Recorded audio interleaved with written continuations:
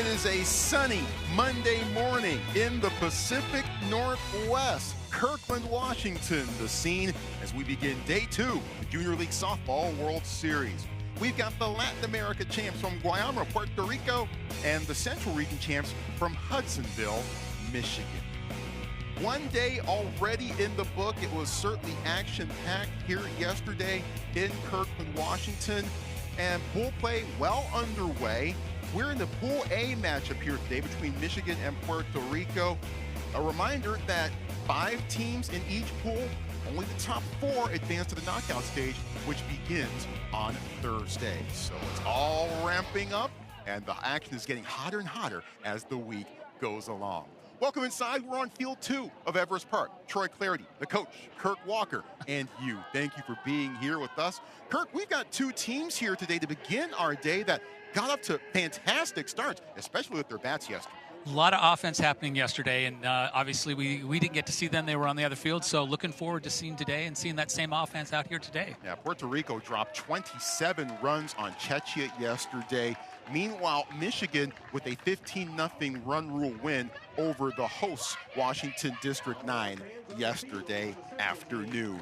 So both of those teams getting off to fantastic starts, and getting the start in the circle for Michigan today, a young lady by the name of Lila Connell. She did terrific things at the plate yesterday. More on that a bit later on in the show, but here Lila gets the start. Yeah, Lila's going to get the start here today, and excited to see what she can bring. Obviously, her team had a lot of offense yesterday, and I'm sure she's looking to get out there and keep the 27 score that the other team had a lot lower today.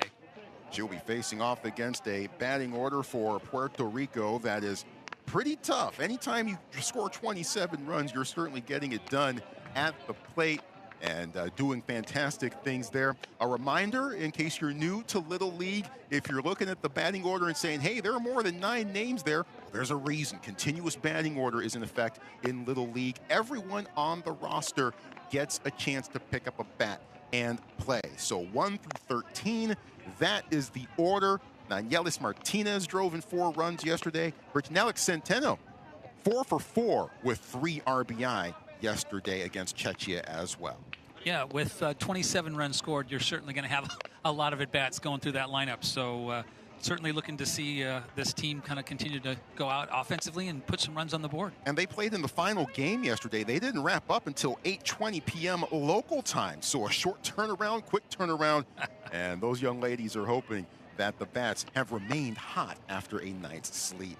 It's Casey Wilcox there on your screen. She's the manager of Hudsonville Little League, 41 years old, a global account manager. She says every game is about winning the inning, and each inning has 2 halves. Meanwhile, for Puerto Rico, Joan Vega is a 47-year-old PE teacher. He's also an international Olympic wrestling referee. How about that? It's pretty impressive. Varied resume for the managers here as we are underway. Puerto Rico and Michigan. Enjoy the game, everybody. Ana Arroyo beginning things, looking at the 1-0 pitch. It's a touch high, 2-0. Obviously, it's important early in the game for the pitchers. Umpire strike zone, right? They're got their nerves going, but they certainly want to find out what part of the zones are going to get called. And strike coming across the plate. That one's pumped down the middle, brings the count to 2-1. The Michigan defensive lineup, there it is on your screen. There's a swing and a miss by Arroyo. This count now goes to 2-2. Beautiful morning here in the Pacific Northwest. We're in Kirkland, Washington, opposite side of the lake from Seattle. 62 degrees as we begin here. Could get up to around 75 by the time it's all said and done. No threat of rain here today. Certainly a lot nicer morning than we had yesterday. Yesterday was a little rainy, and the Northwest was welcoming us to the fields. Payoff pitch on the way. On a couple of hops to short. Backhanded. Can't find the handle. Arroyo safe at first. Arroyo's got a lot of speed, gets out of that box quickly and gets down the line. She's definitely a threat here to steal a base. take another look. Brooklyn right at short. Couldn't quite pull it off. Yuri Tejidor, batter. Twisting down the third base line and foul. Yesterday, our day began with rain. 24 hours ago, our entire set was underneath a tarp. Don't have to worry about that today or for the rest of the week. We might touch 90 by the end of the week. Pitch up high. Count goes to 1-1 on Tejidor. Yuri says softball teaches her teamwork, discipline, and never to give up. She walked 3 times yesterday. Coming out swinging today for sure. She obviously saw a lot of pitches yesterday, and she'd like to put the ball in play a little bit more than just walking, I think. Did still go 1 for 1 officially. The evening yesterday. 27-15 was that final score between Puerto Rico and Czechia yesterday. Certainly one of the higher scoring games I can remember. Runner going, throw high, and Arroyo safe at second. Aurora gets a great jump off on the pitch. Wilcox not able to pull down a throw. Runner down in scoring position. It's going to be interesting. The outfield is still fairly deep. Another look as Arroyo off and running. It's a good pitch. Yeah, Connell tries inside. Instead, the count goes to 3-2. What made that a good pitch, Kirk? You know, she obviously fooled the hitter. The hitter was not ready for that inside pitch. Just missed the strike zone.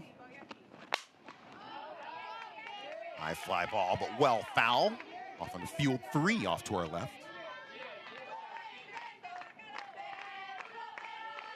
Connell's got to be careful here and not give her anything too good. She's ahead in the count, this full count, but she's been swinging. And she swings here and delivers a base hit. Runners at the corners. And now Tejidor takes second. She does a great job of taking second base. Obviously, the throw coming home, and she took advantage by taking second base. Turns on that inside pitch. Gets a good piece of it, pulls it down that left field line. Hit a little bit too hard for that runner to score, but obviously they've got 2 runners in scoring position now and in a great position here with their number 3 hitter up.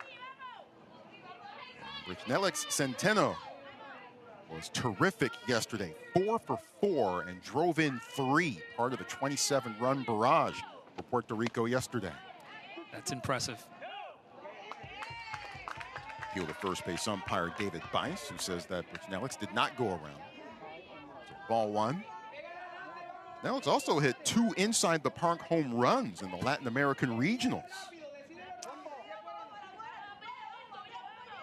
This is a bat that's been trending upwards at the right time of year, 2-0. Absolutely. With first base open here, she's going to want to be careful here. She's behind in the count, so she needs to not be so worried about potentially walking her, but certainly giving her some still good quality pitches. Strike 1 called. Quick throw to third. Close play. Very Royal close safe. play.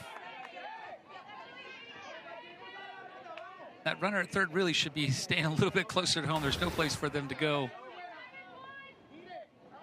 Last thing you want to do is be doubled off.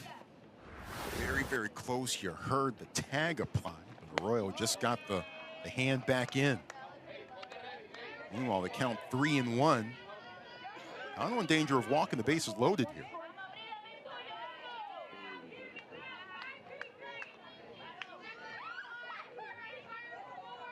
(3-1). In the air to center. Steenstra. This could score a run. Arroyo on the move, and she is in. First one on the board today.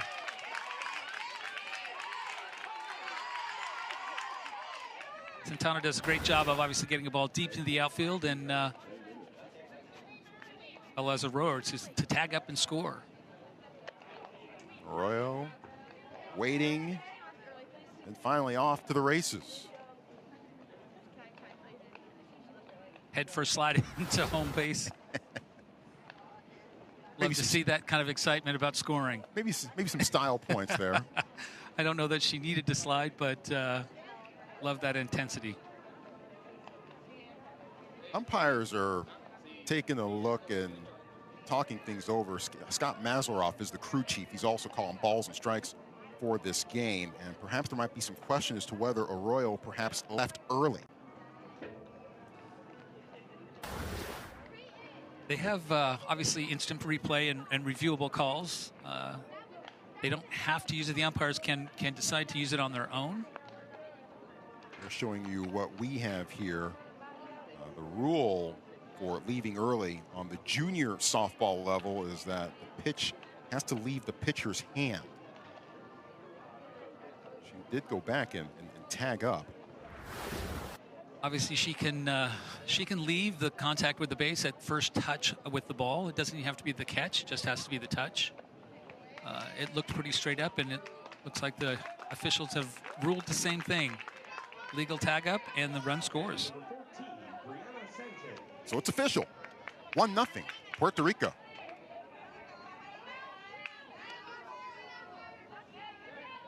Brianna Sanchez, the batter. With a runner at third and one out on a couple of hops towards Lucy Baker, who's up and throws over to first in time for the out. Tejedor comes across and scores. 2-0, Puerto Rico. Runner does a great job of reading that ground ball, slow ground ball, and was able to take home. No play. And Puerto Rico will absolutely take that run and sacrifice for the out. Take that trade in a heartbeat. However, it is 2-0 now with two out. And Yayelas Figueroa is the batter. Her favorite athlete, Simone Biles. She certainly is a great athlete to admire. Swing and a miss. Count goes to 1-1.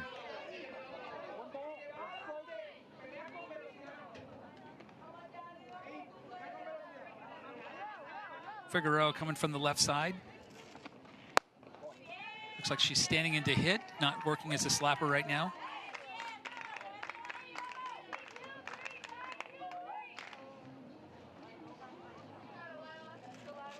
Connell stepping back in. Now it's fouled off. The count goes to 2-2. Connell's definitely settled in here a little bit. Both of the runs were scored on outs.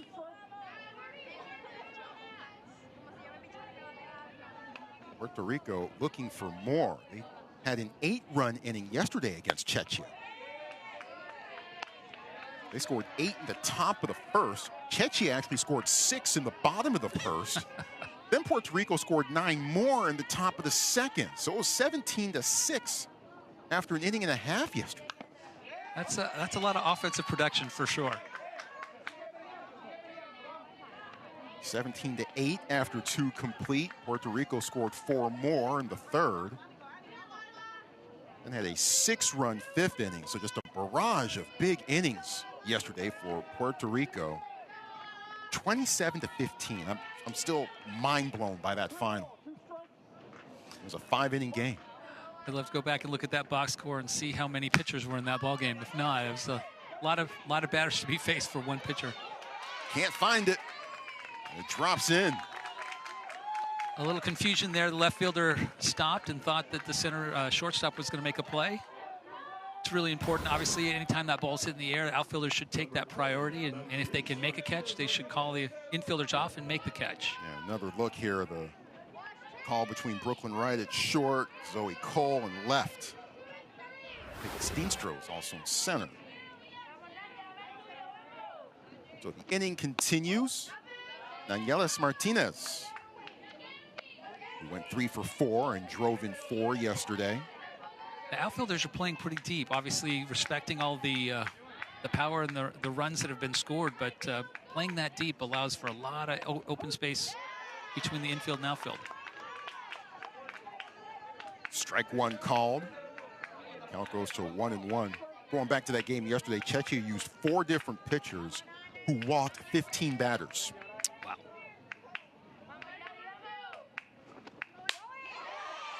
That one's pulled into left field.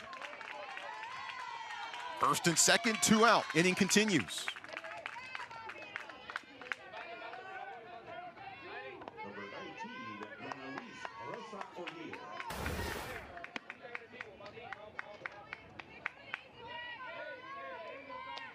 Good piece of hitting by Martinez.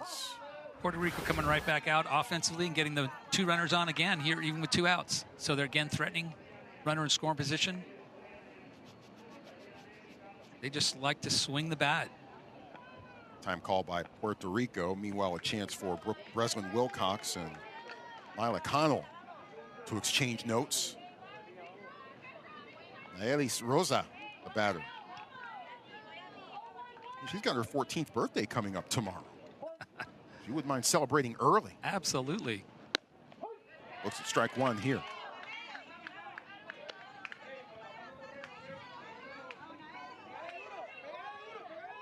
First and second, 2 out, 2 in.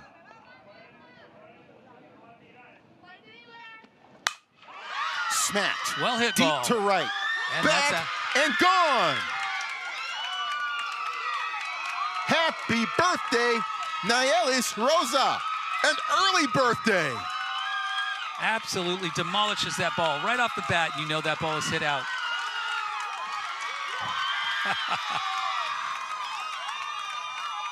Puerto Rico not done here in the first inning. 3-run home run. She is fired up. That is exciting to see. Naelis Rosa. Her birthday is tomorrow, but why wait when you can celebrate today? That was just clubbed. Driven down to right field, and outfielder had no chance to even get back to be in a position. Line drive hit on right on out. It didn't get too high in the air. It just went straight out. Nope. We saw a few home runs yesterday that had height on them, but that one was out of here quickly. Adios, pelota. It's a 5 spot for Puerto Rico. Probably had an exit velocity of 60 miles an hour. It was pretty quick. Moments like that can maybe wish we had those. It would be nice to have a little technology to see how hard that ball was hit. Had the gizmos.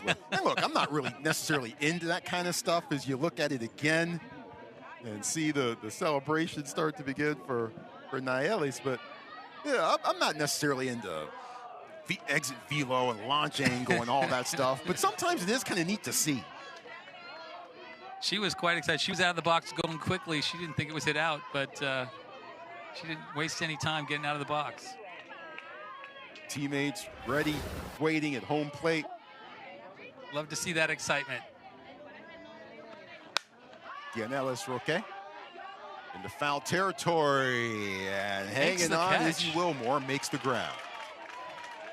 Side retired, but not before Puerto Rico scores early and often. Puerto Rico 5, Michigan coming to bat.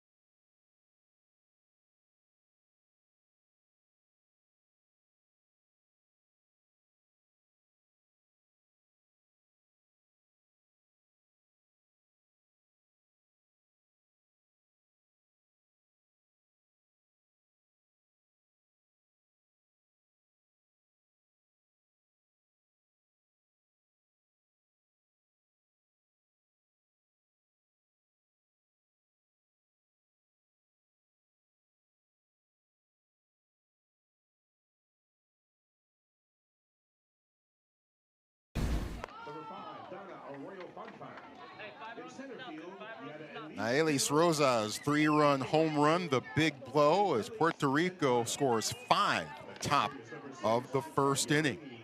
Michigan will try to change all of that as they'll pick up the bats, and they'll be facing this young lady in the circle, Yoralis Vega. Pitched for Guayama Little League 3 years ago. Check that, in the Little League World Series. That team went 2-2. So she has experience on this kind of stage. Absolutely.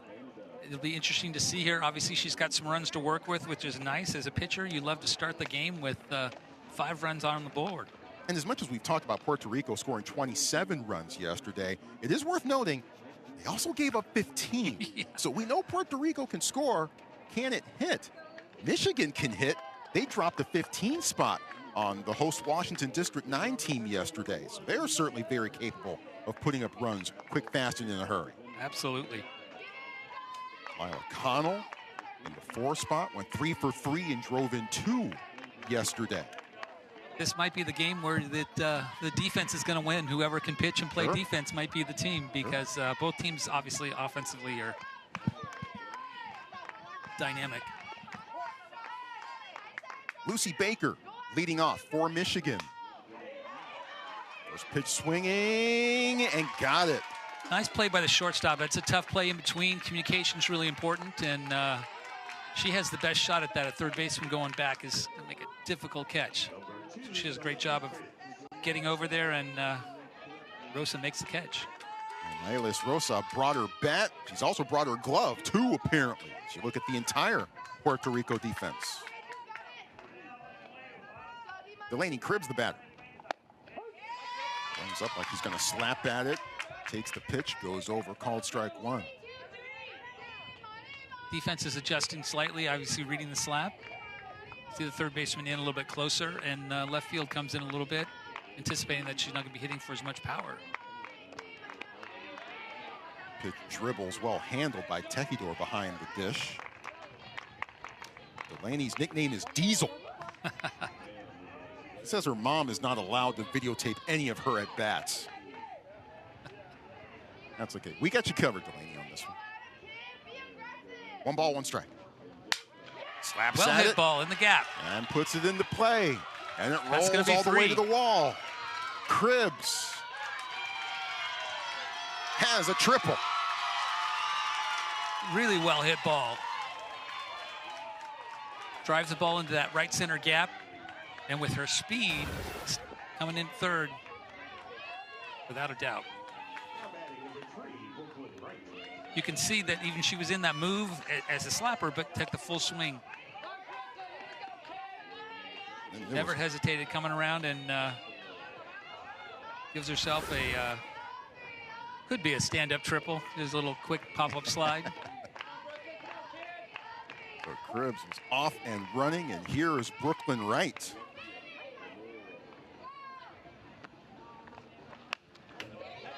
Wright comes out swinging. Takes that back to the screen. Brooklyn Wright, her dream job, sports announcer. It's not a bad gig if you can get it. Cribbs obviously has speed here, so very likely to be going on the pitch on anything that's hit. Thinks about it and held up. 1 ball, 1 strike.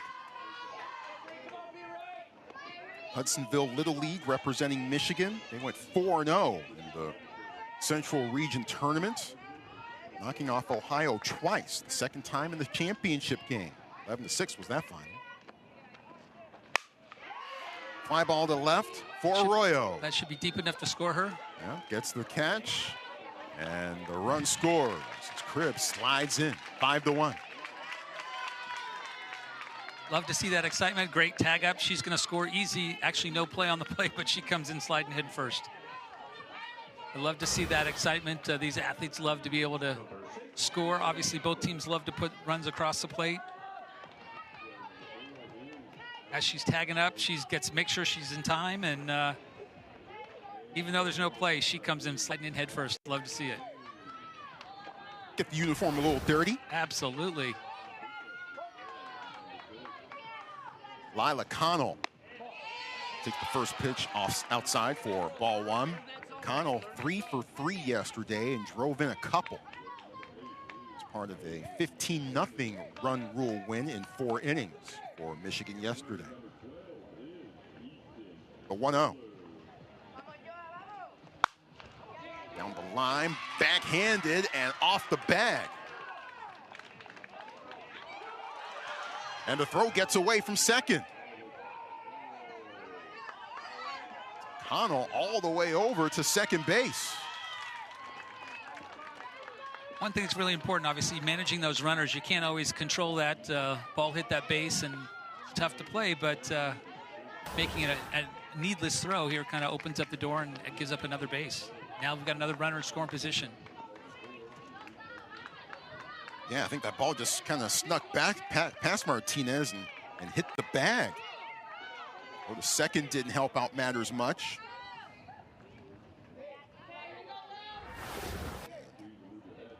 Connell safe at second. She has been lifted for a courtesy runner as Brooklyn Wright replaces her on the base paths. And a first pitch swinging to center field. And the catch is made out there by Figueroa, retiring Lily Tuttle. Well hit ball. No, there's Yep, there well are hit 3 ball, outs, obviously, and ending the we're inning. 1 inning in, and it's 5-1, Puerto Rico with the lead.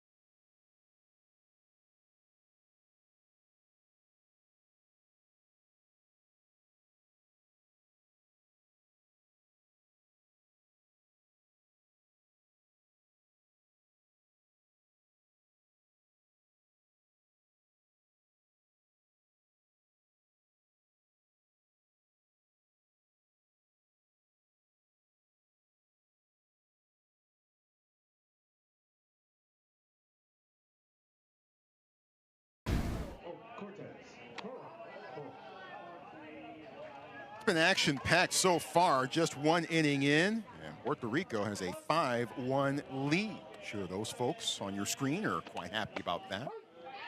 Second inning begins. 9 spot in the Puerto Rico batting order. It's Camelia Delgado.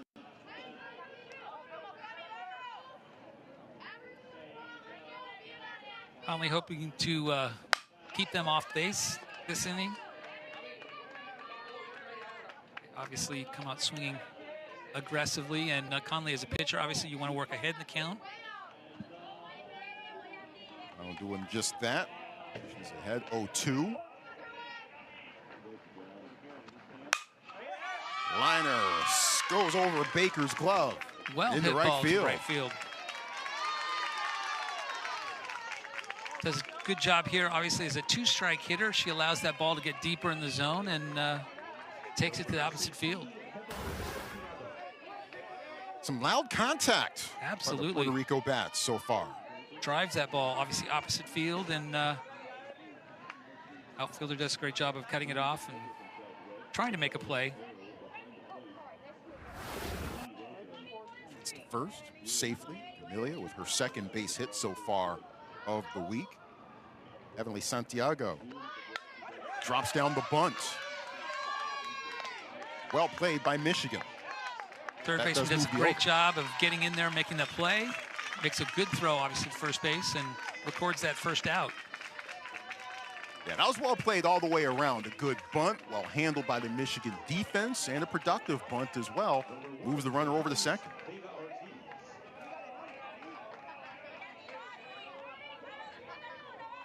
Another runner in scoring position here for Puerto Rico.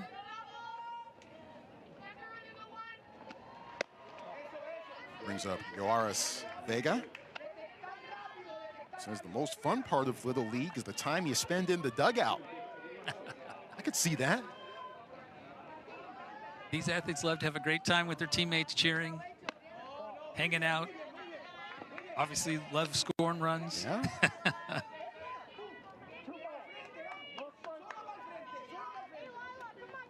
Guayama Softball Little League. Guayama, Puerto Rico. Swept through the Latin America region tournament. Outscored their opponents 25-1 over 5 games.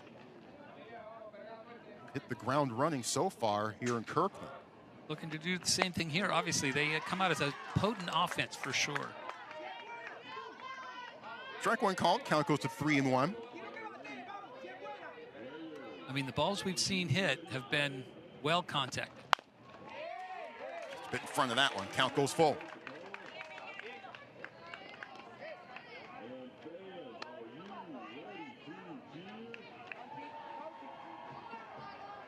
Quick time called by Puerto Rico.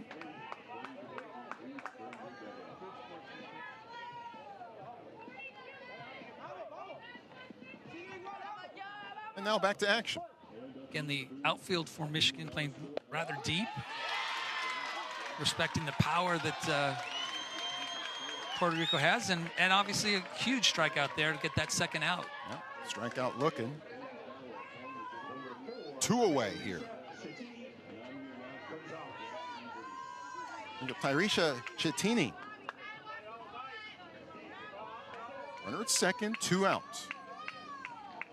Connell would love to get out of this inning with no runs. Just not an easy task to do against Puerto Rico.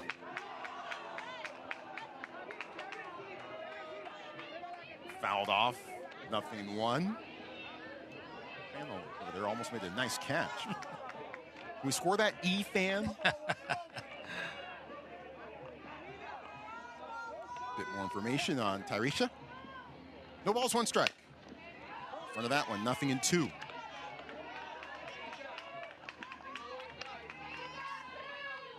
Guayama, Puerto Rico on the southern coast of the island. 55 miles south of San Juan. No balls and 2 strikes. Struck well and into center field. Delgado comes around and scores. The throw to second, safe. It's a great attempt by the shortstop. Diving play, almost makes a diving catch that would have ended the inning.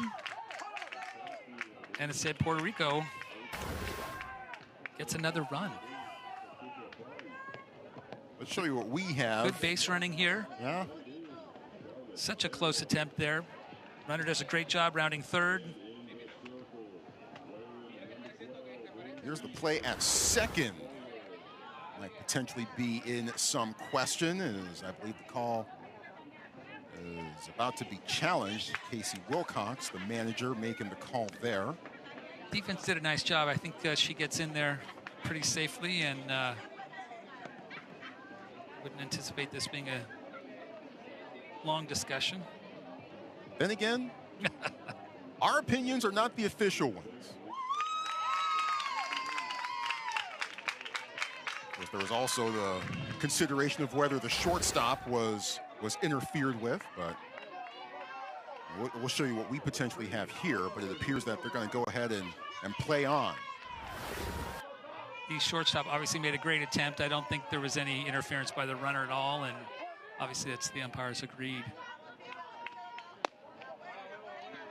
First pitch to Chittini is just off the plate for ball 1. That's actually Paula Rodriguez who is the batter.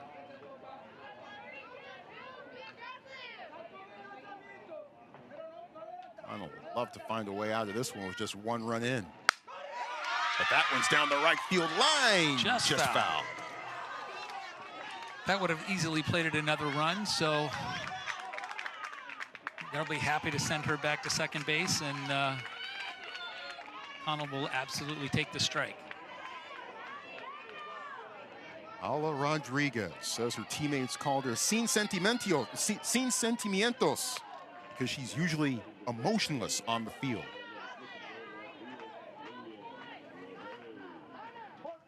One ball, one strike. Takes that one the other way towards the Puerto Rico dugout. One ball, two strikes. Anna's got her obviously ahead in the count, and she needs to make sure that she doesn't leave anything too much over the plate here. Try and get her to chase the pitch out of the zone. Put the pressure on the hitter, obviously, to protect and have to open up the strike zone. The 1-2 pitch. Hit to short. Once again, right. Over to first in time for the out.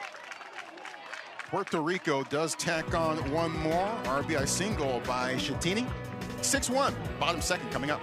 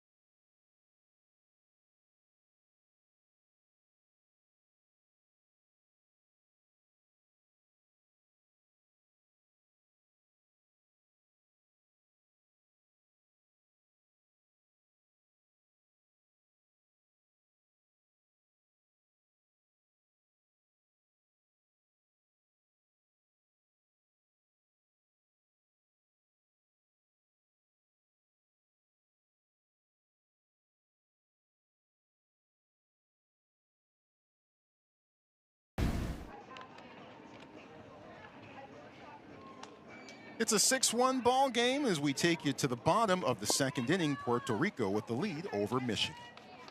Little League and ESPN are proud members of the Aspen Institute's Project Play 63 by 30, focused on getting 63% of kids playing sports by 2030.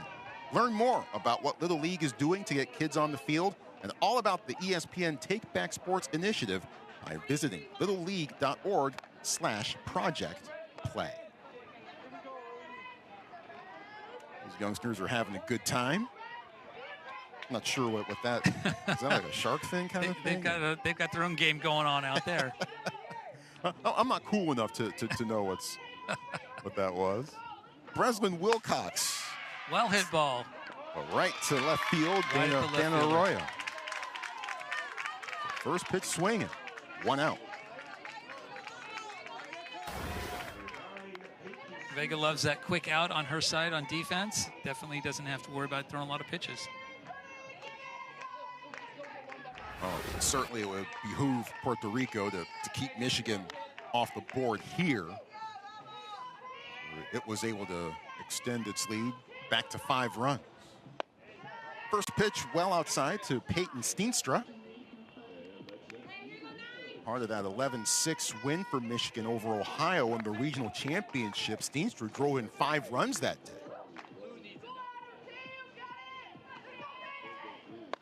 Well in front of that one with Vega changing speeds. Great 1-1. Off speed. Definitely mixing up the speeds there and disrupting the hitter.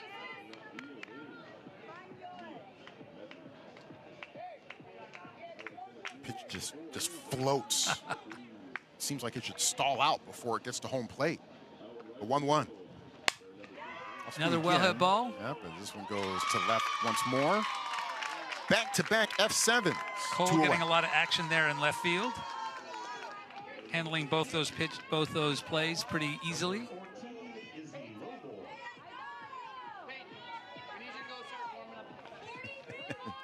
Arroyo, yeah. If I made a couple catches like that, I'd be dancing too. Absolutely.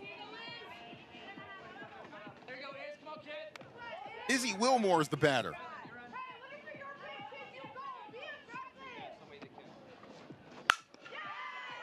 Rolled up the middle, base hit.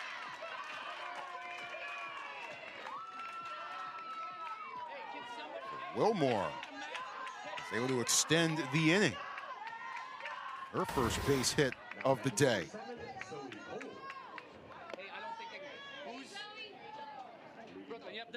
And it goes up and just gets that one. Well hit ball right up the middle. Definitely puts herself in position to extend the inning here. And we've seen both teams score with 2 outs, so it's Zoe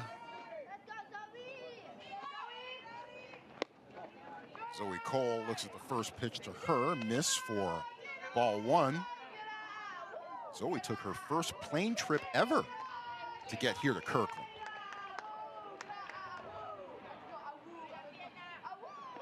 Facing the 1-0, taps it, fair ball, and the throw airmailed into right field. Wilmore on the move, and Cole safe at second. Obviously that errant throw, it allows both runners to advance, both in scoring position.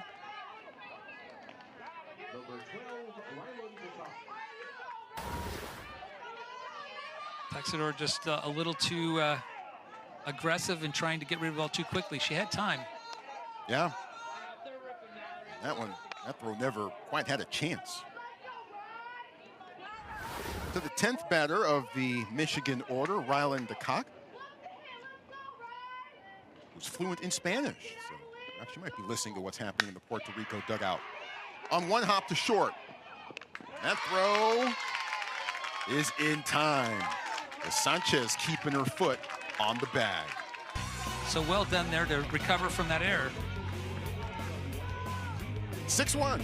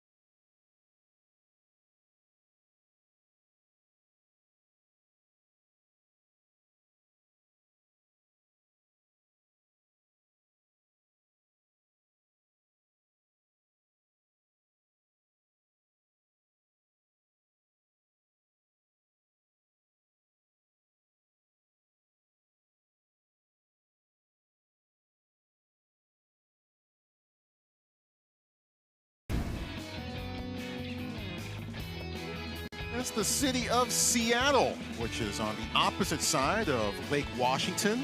From where we are, there it is, the Space Needle, right there, middle of your screen. Seattle, one of the more scenic cities you are ever going to find. It's a beautiful setting, obviously, on the sound on one side and the lake on the other. When the weather's great up this way, it's hard to beat. And today is a beautiful day. 70 degrees. Could get it around 75 by the time we reach our warmest point of the day. Puerto Rico's bats have been quite hot so far this week, taking a 6-1 lead to the top of the 3rd inning. Get back to the top of the order. One of the great things about the Northwest is in the summers is that the humidity is pretty much non-existent. The only time there's moisture in the air is when it's fallen from the sky. As we found out yesterday.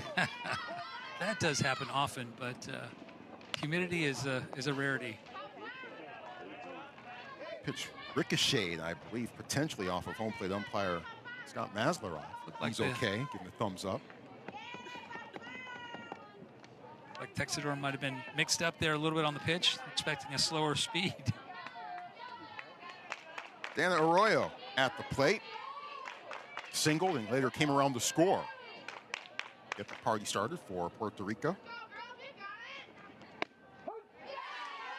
Guayama on the southern coast of the island. Southern coast of Puerto Rico has produced Hall of Famers, over 20 Gold Glove winners, numerous All-Stars, Roberto Alomar, Sandy Alomar Jr., Benito Santiago, Orlando Cepeda, Javi Lopez, amongst the baseball greats that have come from that region.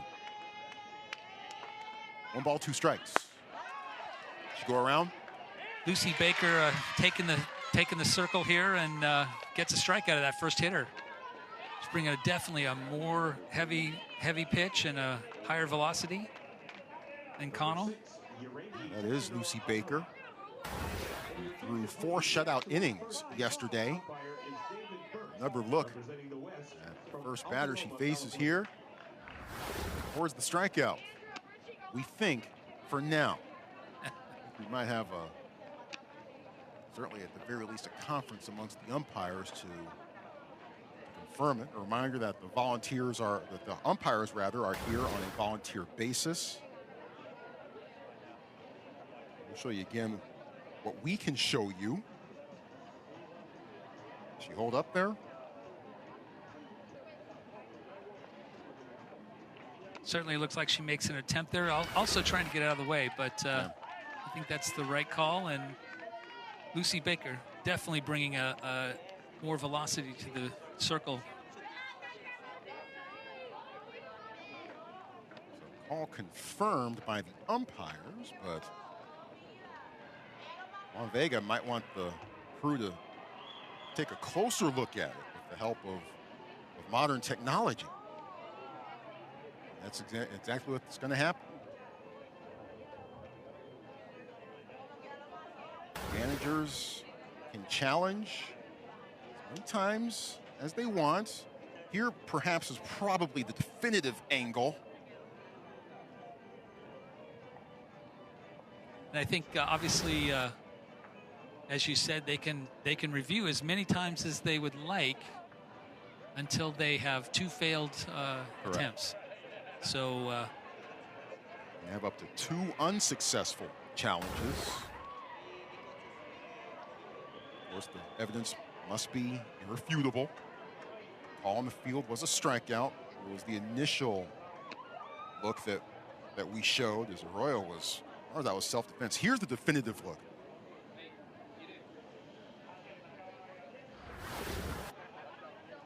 What do you think, Kurt? I think the athlete certainly was making 10, didn't really hold up the barrel. She was trying to get out of the way there at the end, but I think that's pretty hard to overturn.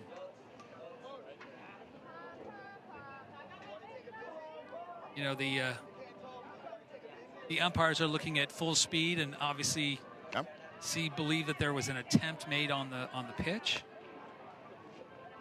I think when you watch in slow motion, it can look a little different, but still, I think the athlete's move to make contact was never really held up, even as she was avoiding the pitch. Yeah, it can be tough sometimes to discern things in real time. Some very difficult calls that you have to make in bang-bang type fashion. I would be surprised if this gets overturned. So would I. Stranger things have happened. At the same time, though, there are some times, and I think you alluded to it, the fact that sometimes, you break things down to their last compound, frame by frame. You start to maybe see some things that might not quite actually be there, that might not quite have actually happened. So it's kind of the line that you have to walk. Now, check swing on the list of reviewable plays. Check swing is not on there. So this is not something that they can take a closer look at.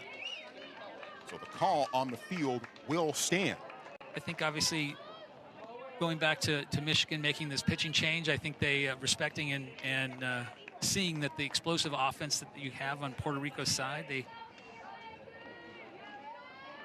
bringing Lucy Baker in has been a good thing here. And obviously since it's a non-reviewable play, that doesn't count as a failed attempt. Yep. Back to action. Tejidor. And here we have another check swing on the first pitch. I think that's a little ironic. Tejidor singled and scored in the first.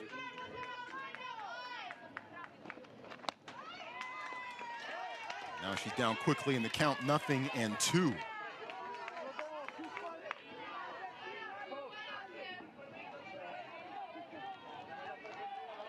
No balls and 2 strikes.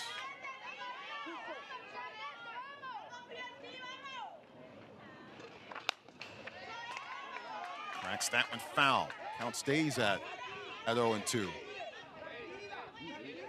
Baker definitely coming right at these hitters. I think Puerto Rico's going to have to make an adjustment and shorten up, I think, and make an adjustment. First, it looks like Lucy wants to make an adjustment on the ball. Get a new one. You know, that's it's tough to do when you get a new ball or a ball that's not worked in thrown out there to the mound. It's even if you're ahead in the count, it's not really something you want to do.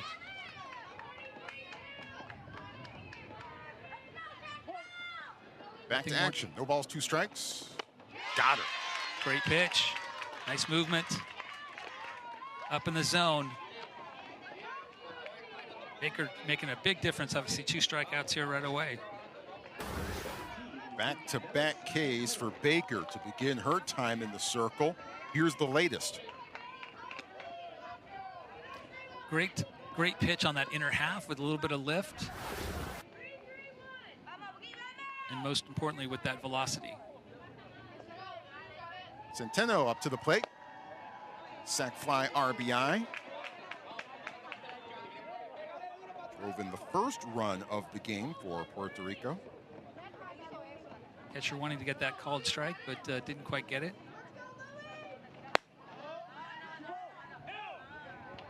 Centeno's favorite athlete, the great Roberto Clemente.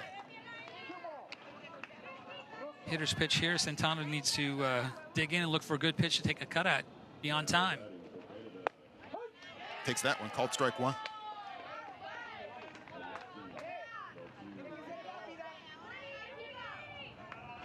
I think the biggest task for Puerto Rico here is going to be being on time. Goes around 2-2.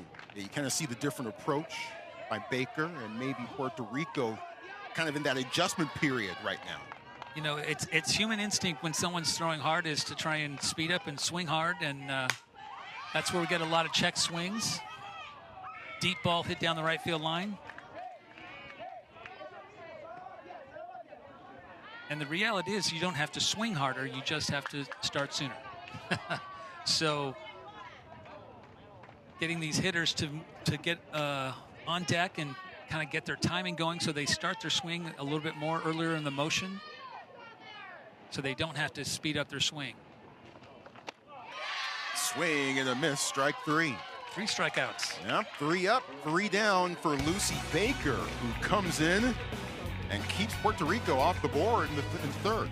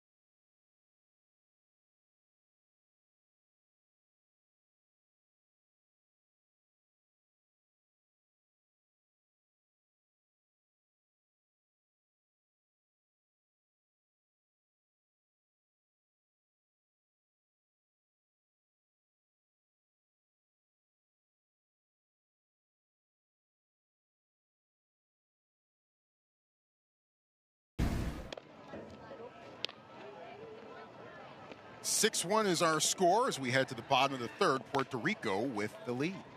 Follow the amazing kids as they experience their own Little League World Series adventure. Download the Little League World Series app and watch highlights, photos, schedules, and more. Available in the app stores for Apple and Android devices. The young ladies from Mallory Creek Little League out of Charlotte, North Carolina, representing the Southeast region.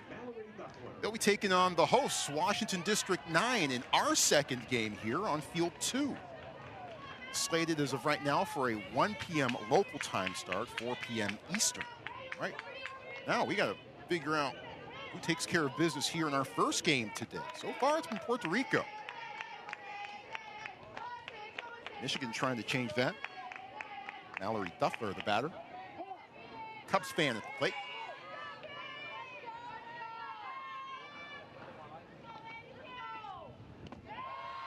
Waits on that one. Takes the pitch. Michigan would love to put some runs on the board. They've got Baker in there and offensively doing some good things. They need to get some runs on the board here and put this game back into a closer game. And had runners at second and third trying to start a 2-out rally in the second. The ground out thwarted that threat. Hitter's pitch here coming up. Obviously, she needs to be prepared, jump on a good pitch. R.S. Vega in the circle. In front of that one, 2-1. It's good movement on that pitch, dropping down and in. As a hitter, obviously you want to be looking for your pitch in that 2-0 count, jumping on a good pitch.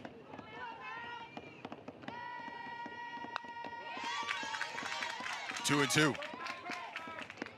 Just able to get a tiny little piece of it. A little bit ahead of that pitch. You certainly, as a hitter, you want to make sure that you can get your timing down by 2 and 3 pitches in. You should be a better indication of your timing. First time through the lineup, though, here these hitters are still trying to figure it out. Count full. It's a good take there to take it to full count. Pressure here is on Vega, obviously, to bring a strike.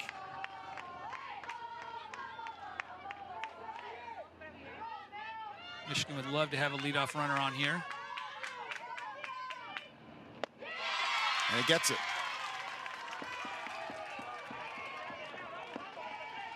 Leadoff walk. That's exactly what Michigan needs. They have their number 12 hitter up right now and get right back to the top of the order. Michigan dugout. Cheering them on. Lily Lubbers now at the plate. Favorite food is pickles. Okay. Lubbers drops this this one down. Hit. That's a base hit. Well done. Well-placed bunt up the first base line. And we're going over to third. Safe. And really good base running. And here we're taking second base. Boy, heads up play all the way around for Michigan, starting with the gorgeous bunt by Lubbers. Lubbers has great speed, obviously putting that ball down in play, and easily was going to be advancing the runner to second base, but does a great job of avoiding stepping on that ball, and then no play at first base. I think the interesting too there, the base running here, obviously taking third, makes a great slide. Third baseman focused so much on the runner at third.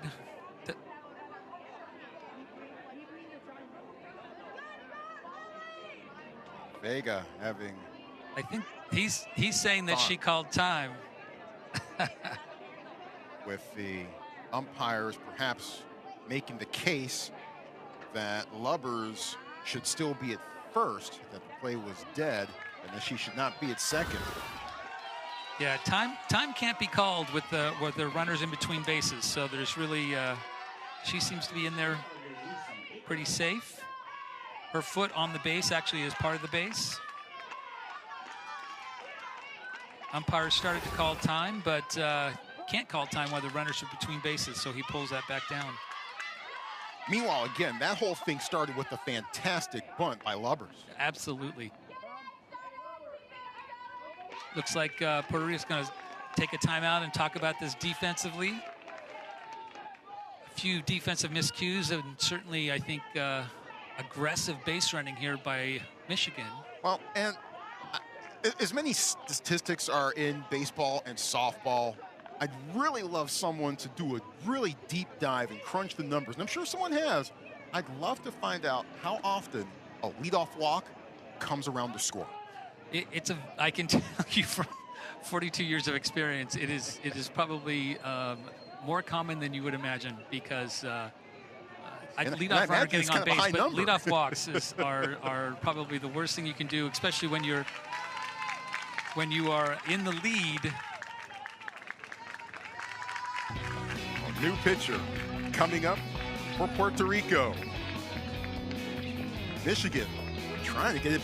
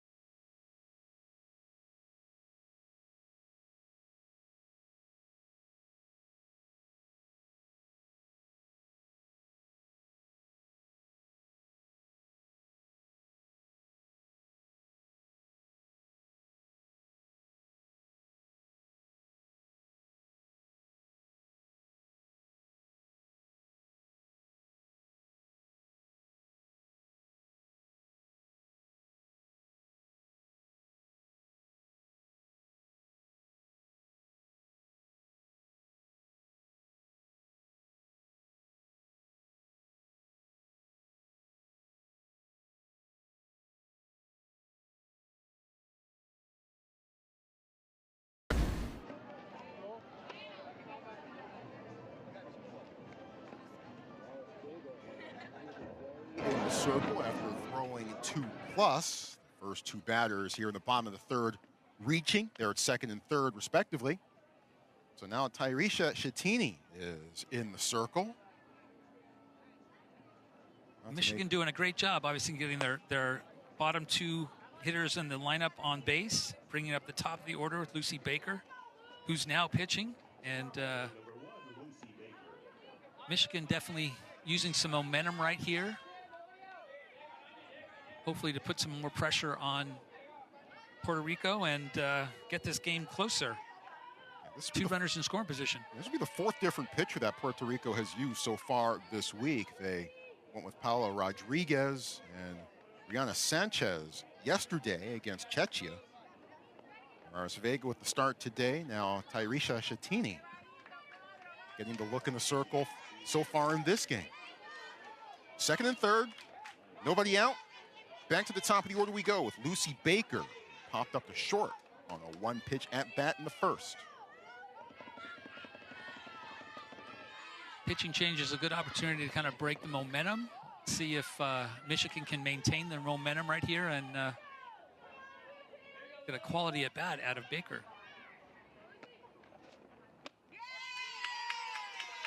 You know, oftentimes when you have a pitching change in a tight situation like this, you'll see the offensive team take until they get a strike, put all the pressure on the pitcher. I think it's a smart move. Keep the pressure on the defense, and certainly on the pitcher who's coming into the game with runners in scoring position. He took one pitch and decided to get rid of her protective mask. 1-0. Fouled off. And judging from Baker's reaction, she kind of wanted that one back. And shook her head a little bit. A little off in her timing. Obviously, she's now in the circle, and she would love to help her teammate out, bring him in. 1-2. Good job by Shatini here to get two strikes on this hitter. With first base open, Shatini needs to be really smart here, I think, and throw some quality pitches, but leave nothing over the plate. Force Baker to make some adjustments. The 1-2. High and well outside.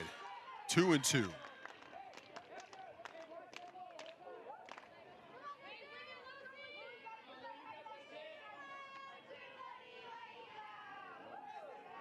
Second and third. Nobody out. Duckworth will lead off walk at third. Lubbers drop down a gorgeous bunt single. She's at second. And there is. Foul tip. Yep, foul tip into the glove. Strike 3. Baker thought she fouled it off, but catcher held on to it and got that first out of the inning. It's a big out, obviously, for Schettini, for Puerto Rico. But 2 runners still in scoring position and 1 out.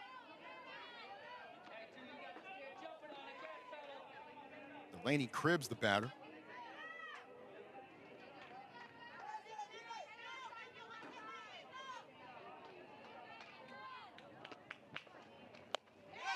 Cribbs tripled and scored in the first, and you see a new facet of her game that she just added this winter. Was primarily a right-handed batter, but over the winter started to develop her skills at becoming a lefty slapper. Seen the fruits of that work this season.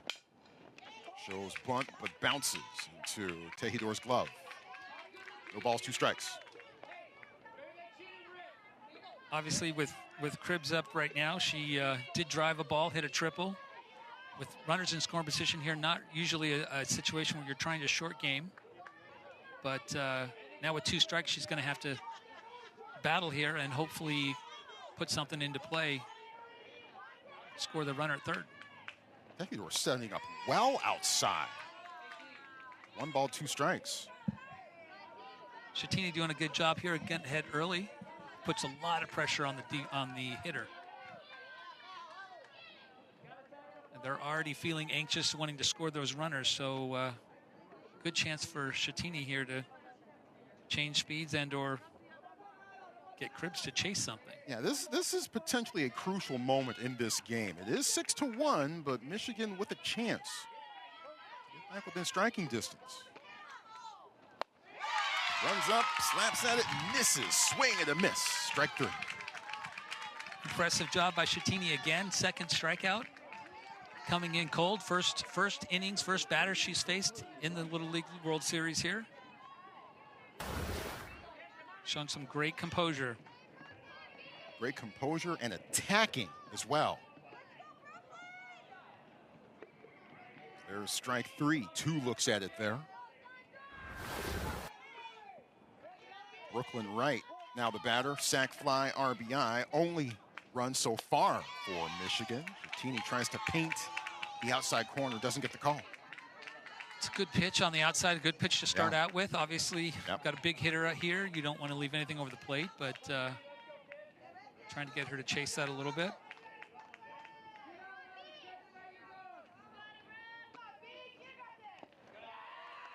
Tejidor blocks that one well, keeps it in front of her. 1-1. Check that 2-0. Schettini has to be smart here. Obviously, she's a little bit behind in the count. She does have first base open. So she's got to be careful not to make a mistake trying to get back into this at bat. Playable. Looking for it. And Martinez makes the grab for the 3rd out of the inning. Once again, Michigan 2nd and 3rd, but they leave him there. It's still 6-1.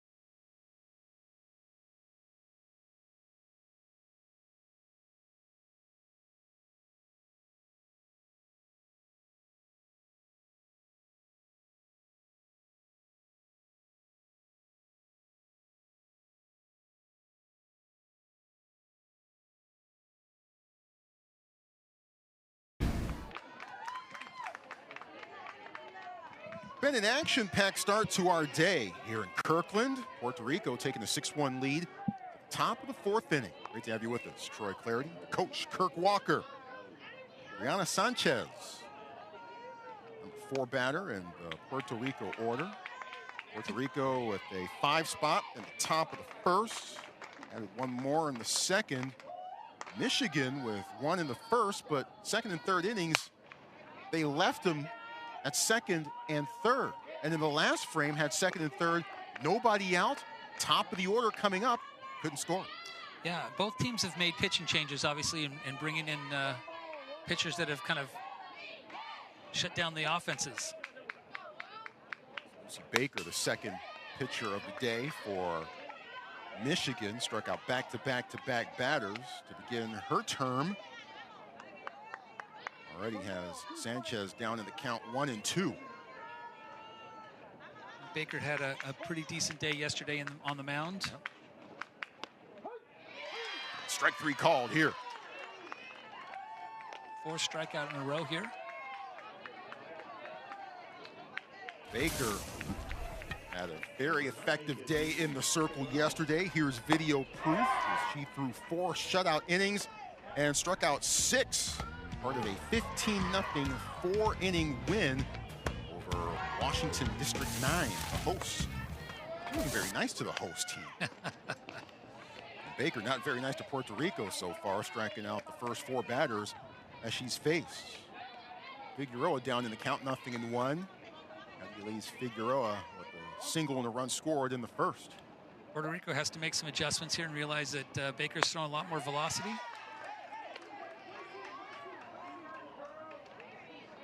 We've seen some noteworthy pitching performances already. The best one that we've seen so far came from Faith Tamba from the Philippines yesterday. Took out 17 games. Batters against the Southwest Region champions from Texas. She threw 2 complete games and yeah. Really impressive. Obviously, I think she had, what, 27 strikeouts yesterday? Yeah. 10 in the morning game. A game in which she made really just 1 major mistake. It ended up being a 2-run home run by California at the top of the 7th inning that decided that one. She was not going to lose the afternoon game against Texas. Her focus was clearly there. High to right field. A lot of time for Cribbs to get there and make the grab. 2 away. Cribbs does a nice job. Obviously, this is a well-hit ball, but hit too high in the air. Gives her plenty of time to set up and record that second out of the inning. Yeah, sky's a bit milky right now, and there's a hint of wildfire smoke, as we do have some wildfires in some other parts of Washington State. There is an appeal to first base umpire Nanielis Martinez held up. That high and tight pitch has been effective for Baker. Got a few check swings on that earlier.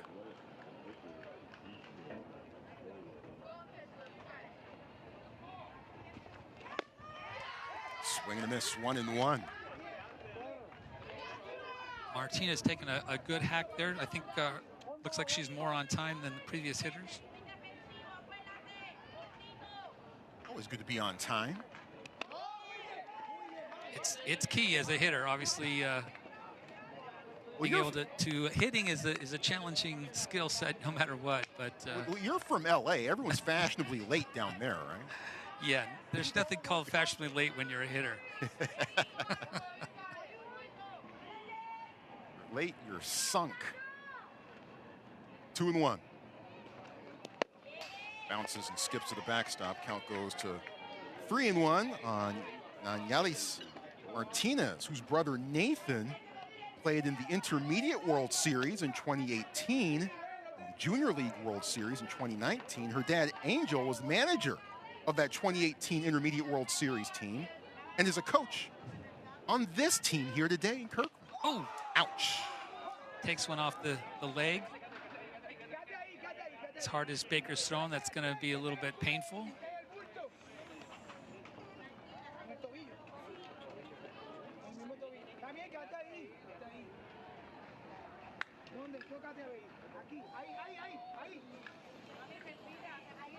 Pulling out the cold spray. Yep. That caught her square. Lower leg.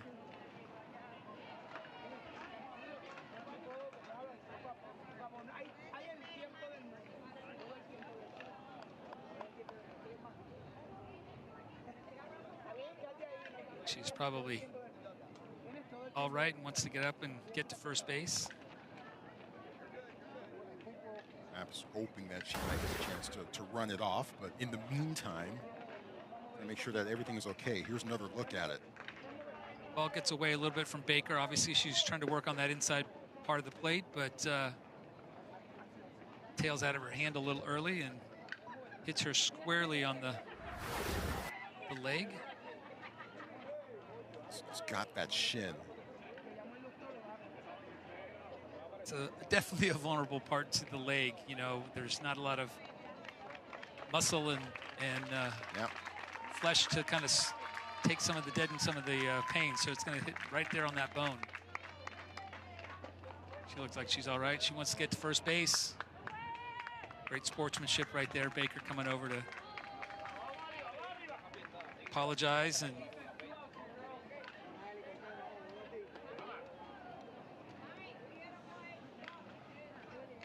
out the kinks, make sure everything is okay. Oh.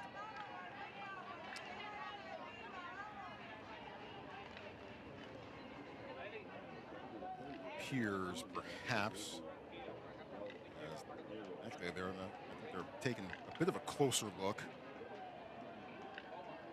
just to completely make sure that she is okay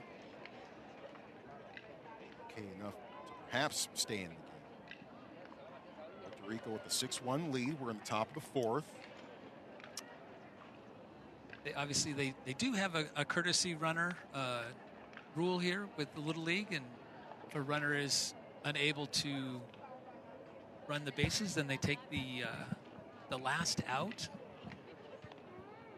can come in and run. Since all of the hitters are hitting in the batting order, there isn't any subs, but they can use a courtesy runner. But it looks like she's good to go. She's got a smile on her face, and she's ready to take first base. Meanwhile, Naelis Rosa stepping up to the plate. Last time that she was at bat, she did this. High and deep, not even very high to right field, actually. Just out of here for a demolished. 3-run shot. Yes, indeed. Party was on at home plate for Puerto Rico. Part of a 5-run first inning blast.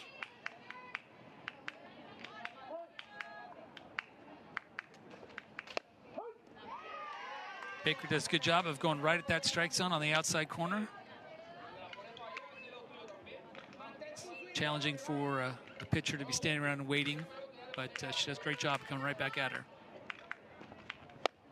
Outfielders are about a step away from the warning track. I don't blame them. So there's a lot of open space in front of them, but not a lot of space behind them. So obviously a left-handed hitter, power hitter. Go two. Takes a great swing on that pitch. Baker's ahead in the count. He just really needs to be smart here. I think going outside again is probably going to be a really big opportunity.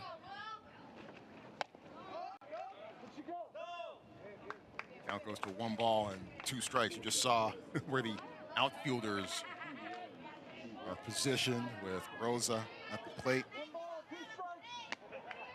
Rosa, by the way, has driven in 6 runs so far. That's a game and a half worth of work. Here she strikes out. Big strikeout, obviously, from a big threat. Great pitch by Baker. Yes, indeed, and that retires the side, and it remains a 6-1 game. Michigan trying to break through.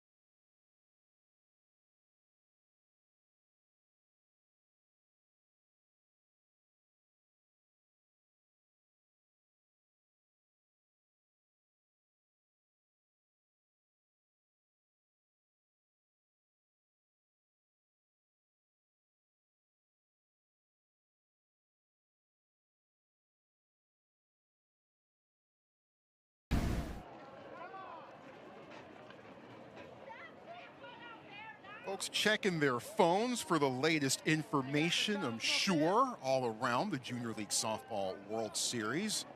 Puerto Rico with a 6-1 lead here on field number 2. Behind us on field 1, they have been underway. The Southwest Region champs from Texas have scored 6 straight, and they've moved to the top of the 3rd to lead Canada 6-2. Sam Gore, Kenzie Fowler with the call over on field 1.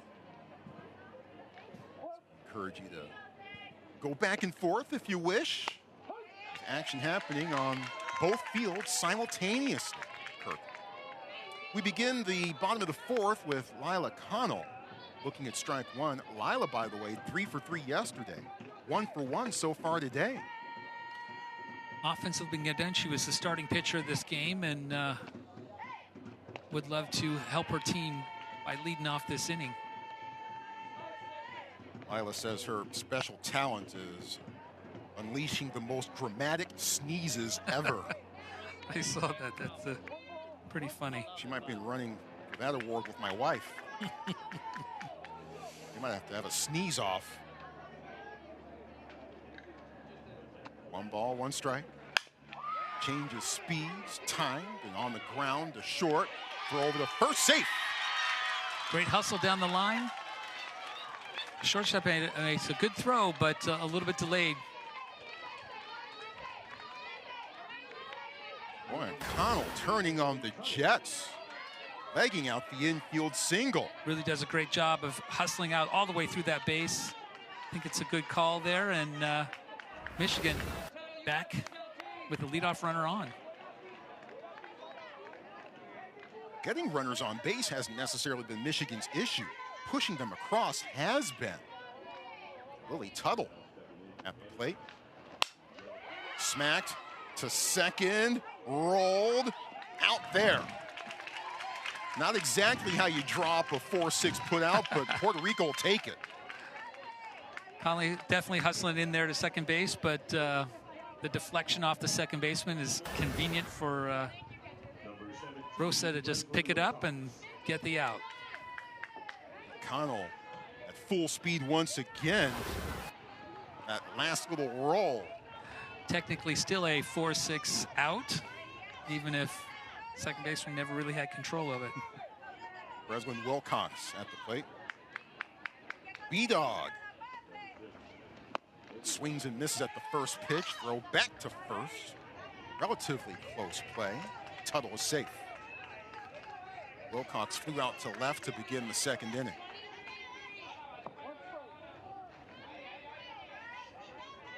Breslin, his twin brothers, Hayden and Hudson. Breslin's mom is also the manager of the squad. Outside again, 1 ball and 1 strike. Breslin also was a volleyball player and played on a regional 14U team as the librero, back row specialist. Yeah. Which makes her perfectly suited to playing catcher. That's such a defensive-minded position. Absolutely. 2-1 the count. Hudsonville Little League out of Hudsonville, Michigan. It's in western Michigan, just outside of Grand Rapids. And that's right next door to Jenison, Michigan, home of the 2022 Junior League Softball World Series champions.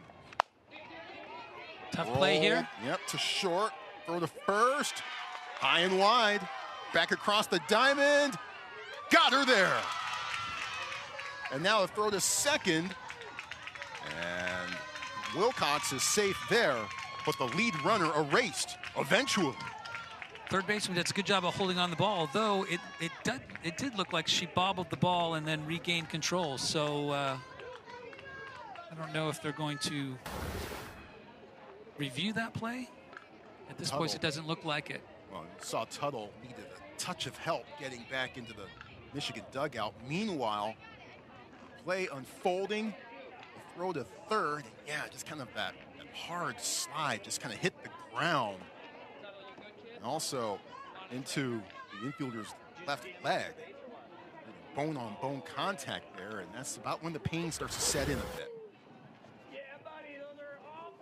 Contact happens obviously in front of the base, and some people might say is that an obstruction of the runner, but she's making a play and receiving the throw.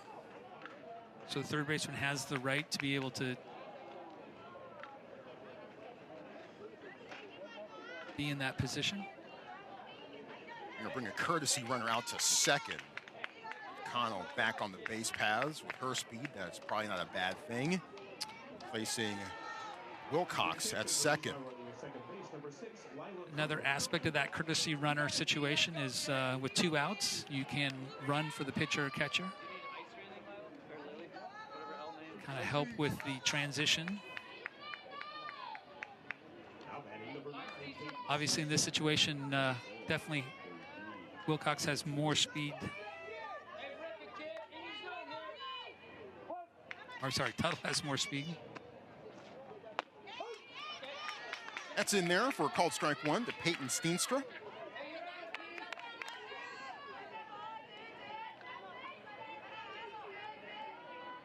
Hudsonville, Michigan, right next door to Jenison. On this event here 4 years ago, fun team to watch.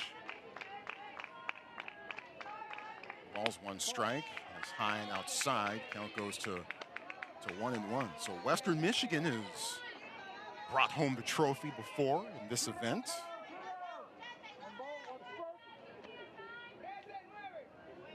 A bit more on Peyton.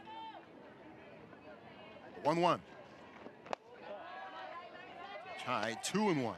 Puerto Rico doing a good job of managing. They had a couple of defensive miscues, but got some breaks out of the play and secondary plays that kind of went their way. So sitting here with 2 outs now after that leadoff runner getting on base.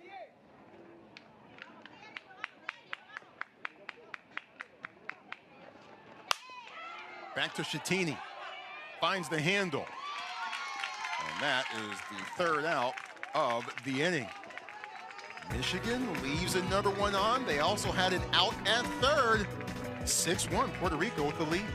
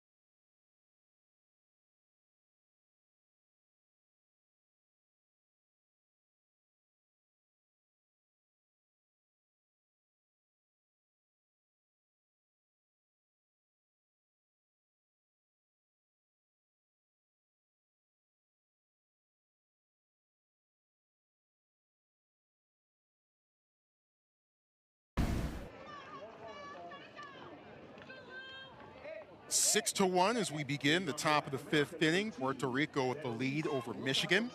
We're in the middle of pool play. This is a Pool A matchup. 5 teams in each pool. Here are your latest standings. And a reminder that the top 4 teams in each pool head to the knockout stage, which begins on Thursday. Each of these teams 1-0 heading into the day. Which team ends up, stays a bit in the driver's seat. Close of business today, potentially in Pool A. That's what we're here to decide. Danielis Roque to face the 1-1 pitch from Lucy Baker, who has really slowed down Puerto Rico bats. He's coming on in the 3rd. Could be playable. Foul ground. and grabbed by Wilmore. With her back to home plate. Bad work.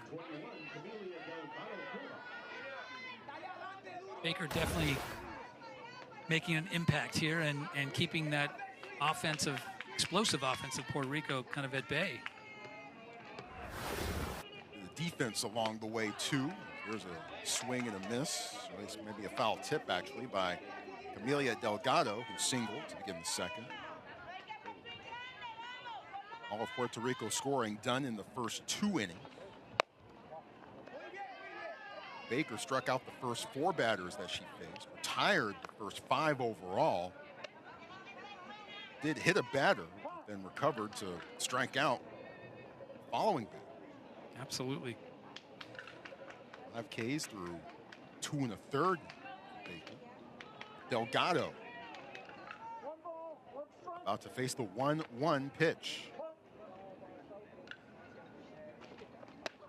Inside, 2-1. Delgado's dream jobs, obviously she would love to be a veterinarian or a coach. Yeah, her older brother, Yevian, played in Little League tournaments. Off the fist, 2-2. And Little League has been such a big part of so many families' lives, both on the baseball side and on the softball side. It's amazing to see the impact Little League has had across the world.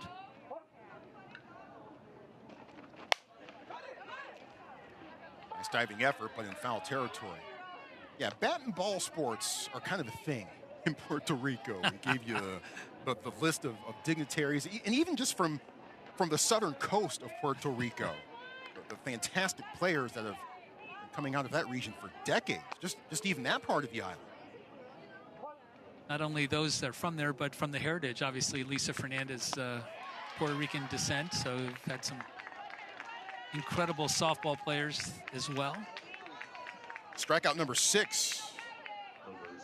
Lucy Baker sends Delgado back to the dugout.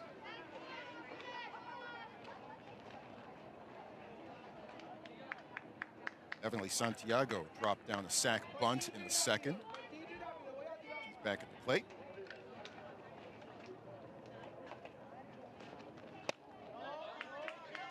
Held up there. Off of a high pitch, 1-0. Santiago. Puerto Rico will play 2 tomorrow. It's part of the scheduling during pool play. The international teams tend to have at least one day where they play a doubleheader, but they also, to make up for it, have a day off along the way. It's a great opportunity for them to get away from the field and maybe do a little sightseeing. Yeah. Rest a bit, recharge. Rest? No need for rest. They're 13, 14, 15-year-olds, they don't rest. Non-stop. Parents get a little rest. I think maybe that's what it is. Santiago walks on 4 pitches.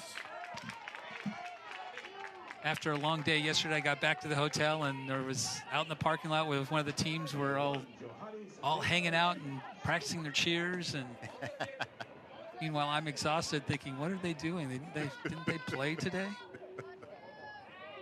It was your bedtime by the time you got back to the hotel. I got food and got right into bed. Called it a day. Doris Vega at the plate. Vega struck out in the second. And that's an illegal pitch called on Baker, so the count goes to 1-0. There's a bit more on Vega.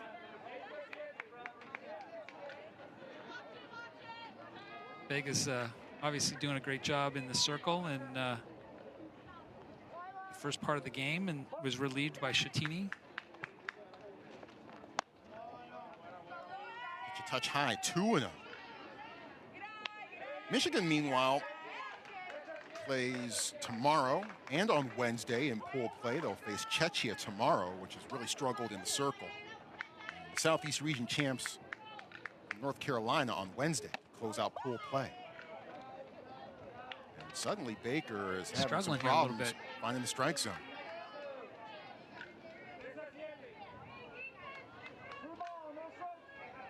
Lots a little bit of a feel there, and see if she can regain and come back for a strike. It's a good pitch on the inner half. After 7 straight balls.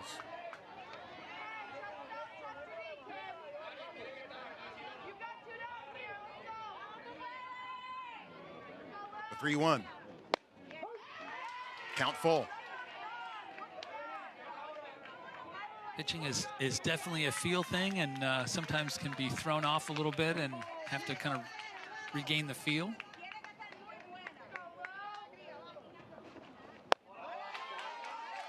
That's ball 4. 2-out rally, perhaps for Puerto Rico. Back-to-back walks. Baker trying to keep this game within 5 and get her team back on offense. Puerto Rico trying to score. They haven't scored, I think, since the 2nd inning. That was Shatini's RBI double. Yeah, it's the most recent run so far for Puerto Rico in this game. And you kind of get the sense that with Michigan's struggles in pushing runs across, it would be well behooved to try to keep Puerto Rico off the board here. Definitely. Baker's done a good job, and see if she can keep it close here. Gets to the backstop. 2 in scoring position. Might see a timeout here.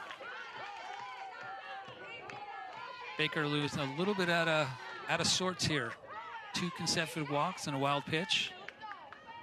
Oh, here we see. Yep. It's a good timeout. I think opportunity to kind of just catch a break, kind of regroup. Is there an art to calling timeouts? There really or is. Science, or maybe even a science to it, knowing when to head out there and try to settle things down? I don't know if there's a science to it, but there's definitely a feel for it. And I think, you know, as coaches, we don't have a lot of ability to impact what's happening on the field. But when you can read a defense, you can read a pitcher, kind of just could be out a little sorts, rushing, maybe kind of be on their heels. It's a great opportunity to kind of just refocus and come back in.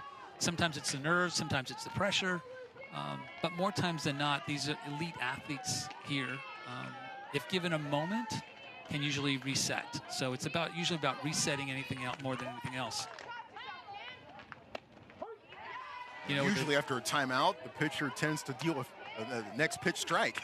Absolutely. And again, it's, you know, a chance to kind of, when you're in that circle, you're feeling a little bit alone, you're feeling kind of isolated, and your head might be kind of, self-talk might be kind of taking you down the wrong path. And sometimes just a human voice coming from somebody else gives you a chance to kind of block the negative noise and refocus. And I think that's a great way for those timeouts to be used.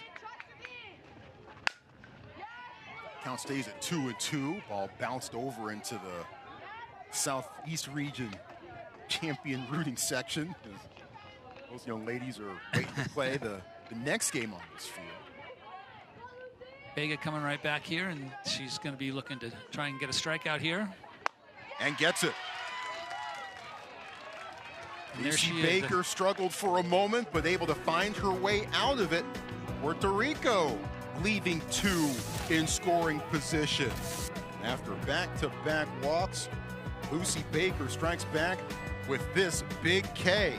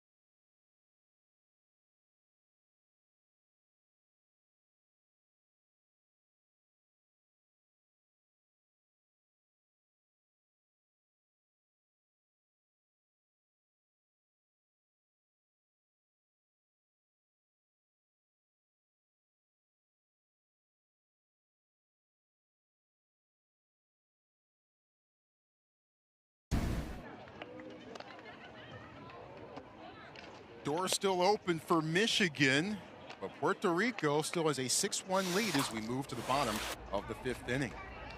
Well, we began play yesterday, but on Saturday, part of the festivities, the Challenger game, Junior League Softball World Series. It's always one of the highlights of this entire event, the Little League Challenger Division, where everyone gets a chance to play. It's what Little League is all about.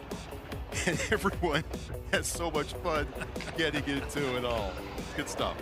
Oh, it's a fun day out there. I think there was a lot of great things, and I think these athletes getting out there to work with some athletes that are challenged a little bit more. It's a great way to appreciate what you have. Izzy Wilmore leading off for Michigan.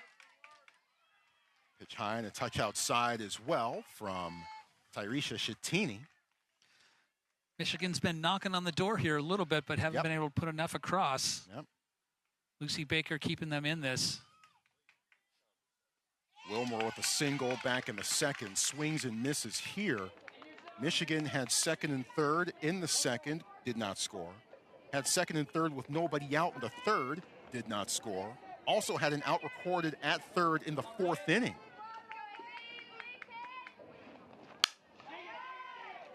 Couple of hops in a roll to short. Rosa got it.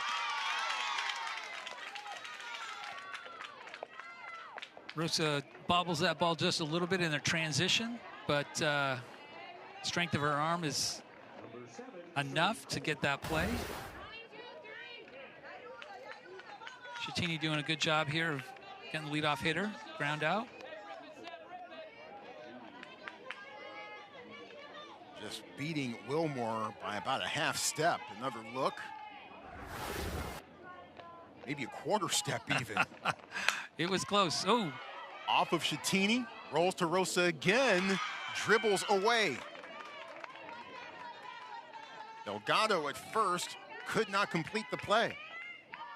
Would have been a great play. Obviously, well-hit ball up the middle off Shattini. Does a great job of knocking it down. Rosa does a really good job of picking that up cleanly, but a little bit of a low throw gets away from first base.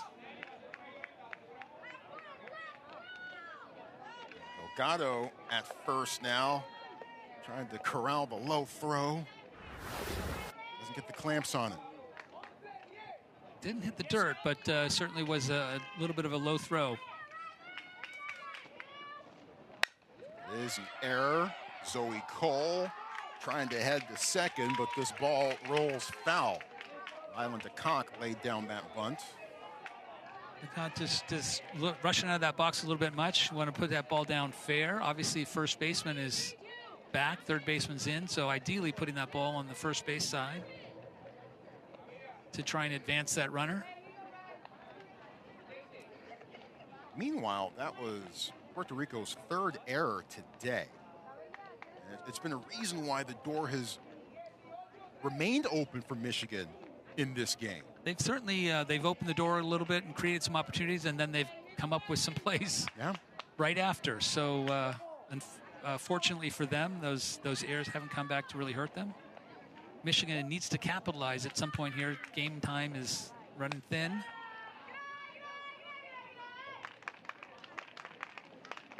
One ball and one strike. Zoe Cole. Rylan DeCock at the plate. We get questionnaires from all the players. They fill out all sorts of information. Rylan's was a bit sparse, and towards the end of it, she says, "Look, I'm just here to win this thing." Snapped her back to first, and Cole is safe. It's funny to see their personalities in those surveys they fill out. I think some of them put a lot of attention and detail to it. Others don't want to be bothered. Yep. They want to play ball. I'm just here to win this thing, man. But it is cool to see their favorites, their likes, the people that they appreciate and honor. Tapped foul. Count stays at 1-2. All the memes that I'm not cool enough to know about anymore.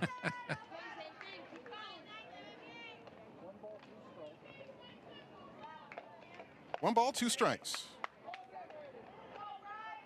Runner at first, Zoe Cole. Tries inside, misses. 2-2. Every out at this point is valuable right now for Michigan. They're down to their last 8 outs here. They need to put some runs on the board, so they don't want to give away any at-bats at this point in time. Everything needs to be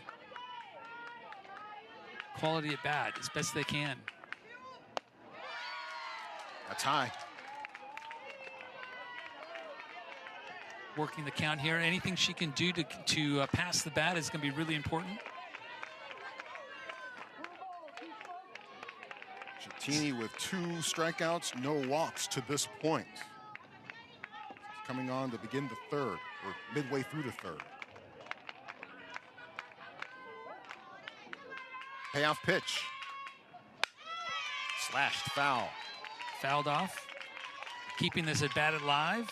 I think Ryland's doing a good job here of making sure that she's giving her best effort in this quality at bat.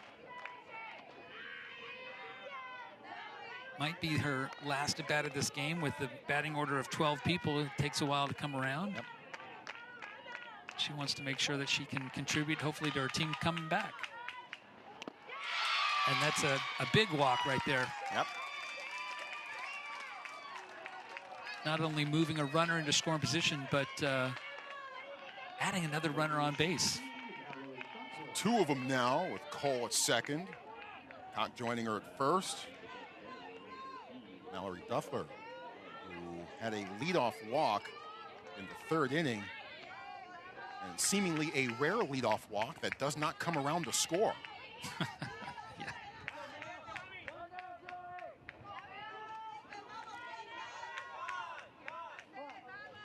Time called by Puerto Rico. That was the leadoff walk was Vega, and first 2 hitters that Shattini faced, she struck out. Yep. So she had something to say about that leadoff walk from her teammate. Yeah, Duffler walked, then Lubbers dropped down a gorgeous bunt. Everyone ended up at second and third as a result of that play overall. And that's when Shattini came on and just laid down the law, back-to-back Ks, and then induced a pop-up to get the 3rd out of the inning.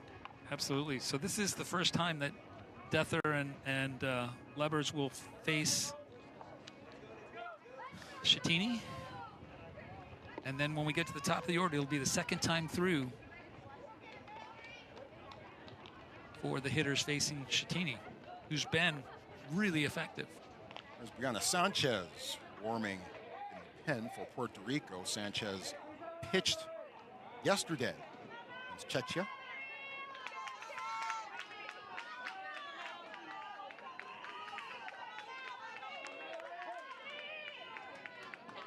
Shattini hoping it doesn't come to that necessarily. 2 on, 1 out.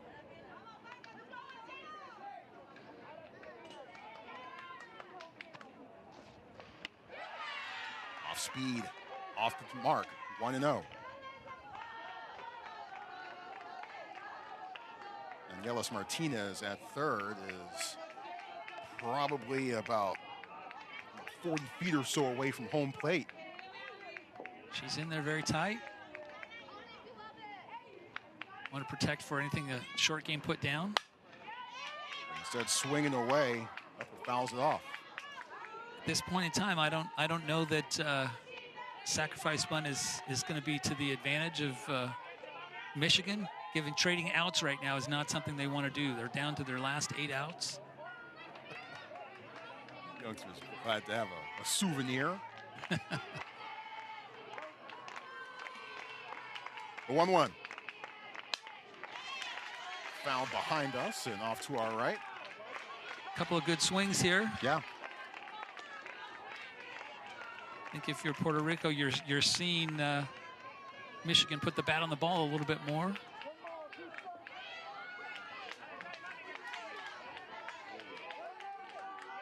Something happens here, we probably will see a pitching change, I would imagine.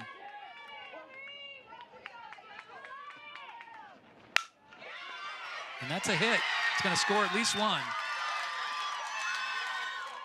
Coming around and scoring. As the count comes through.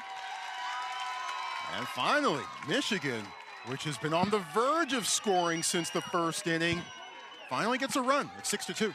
Well, Dethler had been fouling off a couple of really good pitches and had looked really good, so not surprised there that she connected. Hard hit ball up the middle, and that's a huge, huge boost for Michigan, and the Michigan fans are fired up. Steered that one through the infield. And Michigan is hoping for more. Still have a runner in scoring position here with 1 out, 2 runners on, and they've cut the lead to 4. And that was actually Zoe Cole who scored. Hawkes at second. Duffler at first. Lily Lubbers. Lubbers has a lot of speed, put down the bunt last time. Yep. Was safe. It swings and misses here. While a sacrifice bunt might not be smart, but with her speed, I could see her dropping a bunt here Sure. again, potentially bunt for base hit. Catcher reminding the third baseman to come on in and protect.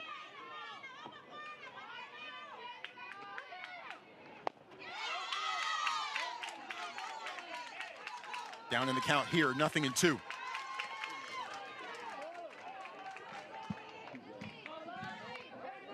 Not as productive opportunity there on the bunt, but Lubber's still up here and still going to see if she can battle to extend her team's opportunity by passing the bat. 2-strike hitter to track the ball deep and go opposite field, hit behind the runners would be ideal. But instead, a big strikeout. 2 away. Chatini does a nice job. Now here's our second time through. This is Baker, who's been doing a great job in the circle. She was the first batter that Chatini faced, and Chatini won that battle. Baker would love to have a different outcome here and put another run on the board.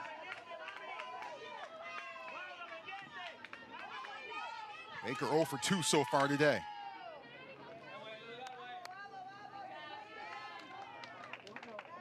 Baker, a big reason why Puerto Rico has been stuck on 6 runs since the second inning. Absolutely. Now she's hoping to make sure that Michigan gets more than 2 by the end of this inning. There's a called strike 1. Interesting dynamic here. Obviously, the hitters have to keep 1 foot in the box, but there isn't a pitch clock that we have now seen in college or at the pro level. But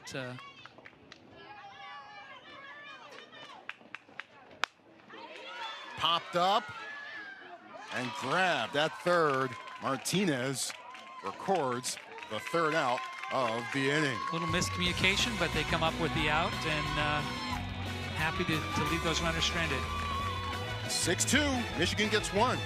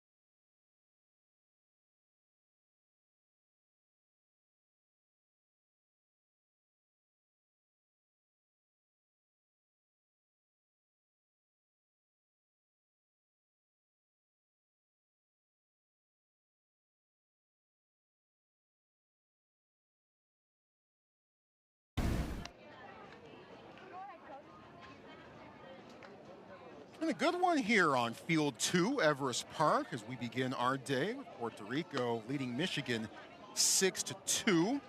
Sixth inning about to unfold, but let's take a look and see what's happening on field number 1 behind us, as this has been a barn burner of a game. Quebec, Canadian region champs, scored the first 2 runs of the game.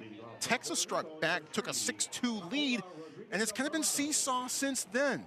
Texas with an 8-7 lead. That game's in the bottom of the 4th inning. So, a lot of offense happening over there on that field. High drama happening on field 1. This one's been pretty dramatic as well. We've seen some ebbs and flows here, and certainly a lot of great pitching, but also some good defense. Puerto Rico trying to ride a big first inning to a victory, but here they're trying to perhaps add on some runs late in the game. Paula Rodriguez with her first base hit of the week. A rare hit off of Baker here. Baker's been really effective. It's the first solid contact really off of Baker that we've seen. Look from Paula. Opposite field. How you draw it up. Well hit ball. Back at the top of the order, Dana Arroyo.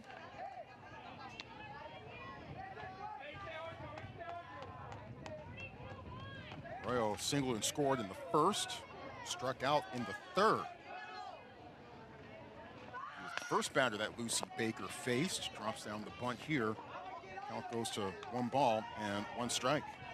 Guayama Softball Little League, representing Puerto Rico.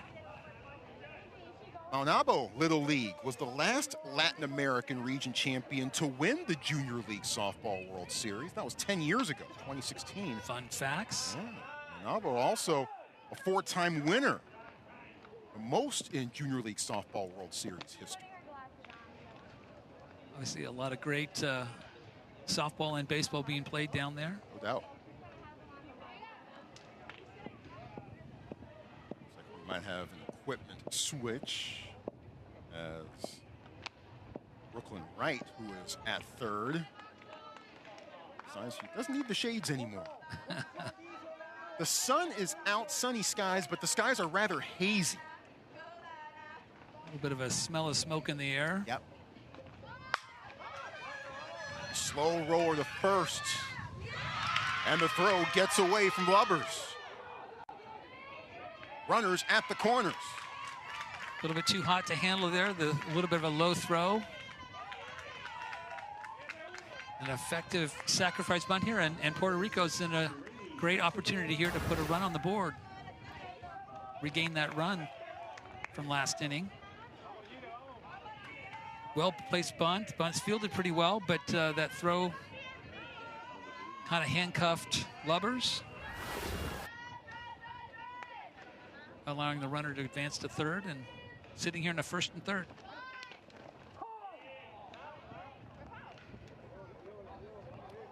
That's a hit by pitch. Seen by home plate umpire Scott Maslarov. Ira Tejidor takes first, and that loads him up. Bases loaded here, no outs. Baker a little bit of trouble. Again, might see a timeout here.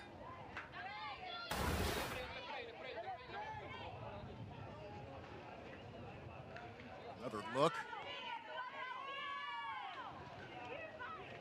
Yeah, might have caught her on the left wrist. Caught her on the arm. It's interesting. That might be reviewable.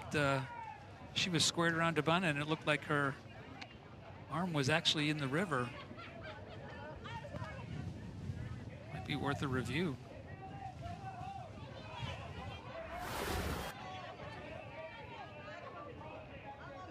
Looks like it's going to stand. We'll play on. Bases loaded for Brichnelik Centeno. Drove in 3 runs in a 4-for-4 performance yesterday. A bit quieter so far today. This one's on a roll to second, throw to first for 1. The run comes across, 7-2.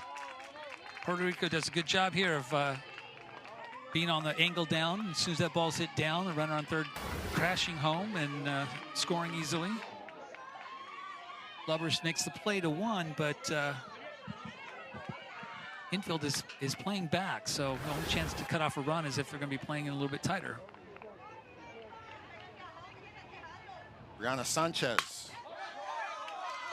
Past lubbers this time. 1 run scores. 2 runs score. Sanchez on the move to second, and she is safe. Big time insurance runs. Brianna Sanchez brings in 2. Huge hit up the middle, scoring 2, and really clutch hitting right there.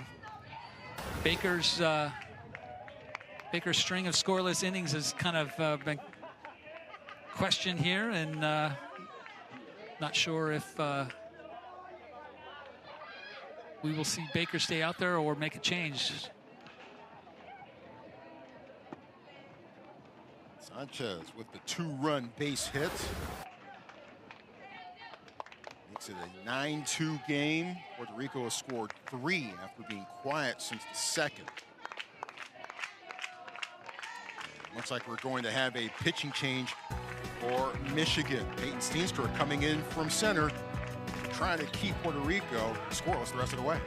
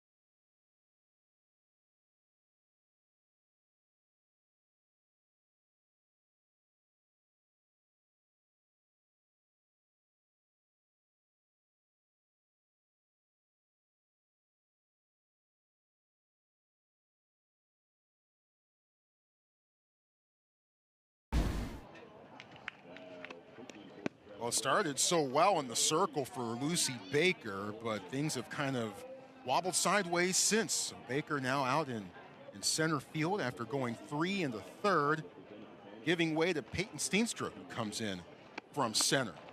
She really did a nice job of really kind of quieting that offense for a number of innings, and obviously Puerto Rico's offense is not to be held quiet completely, and comes back right here.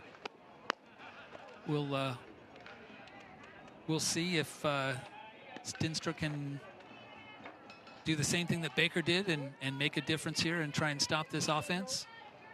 Keep the game close. We've got a 7-run lead right here, and they've got to keep it close if they want a shot for this game.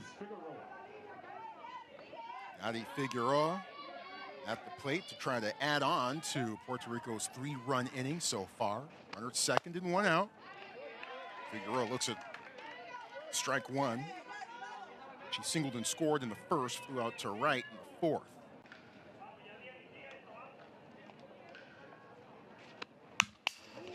Takes a good hack.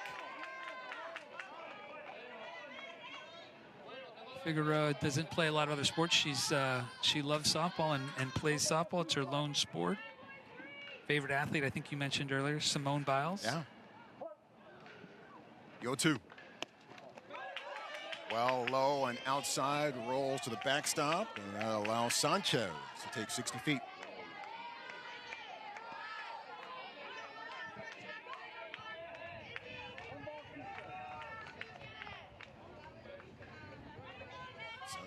Sanchez with the 2-run double, biggest hit so far, 6th inning.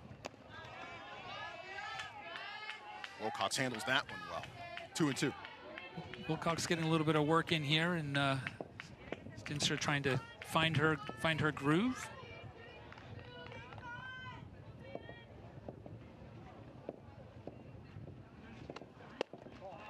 Three and 2. Steenstra had gone ahead in the count, 0-2.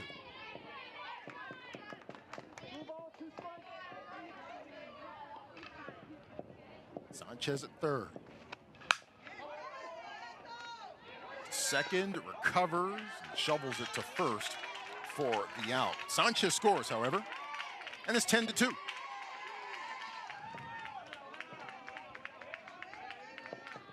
Steenstra gets that out, but obviously not without giving up another run.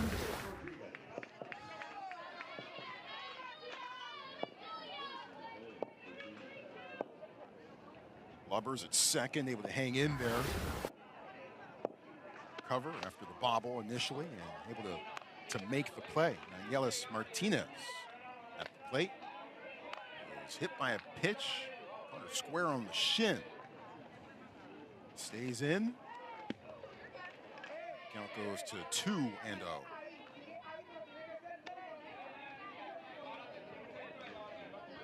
Puerto Rico plays North Carolina, the Southeast Region champs, tomorrow, as well as the Washington squad that's hosting this tournament. A little doubleheader.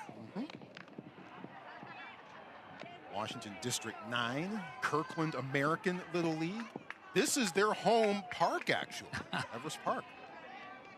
It's a great opportunity, obviously playing on your home field. Holds up. Count goes to 3-1. Kirkland. Did they name this after you, Kirk Walker? No, but I certainly have always been glad to see the use of my name and that and products at Costco. Yeah, and yes, it is that Kirkland. It's referred to by that business. That's ball 4.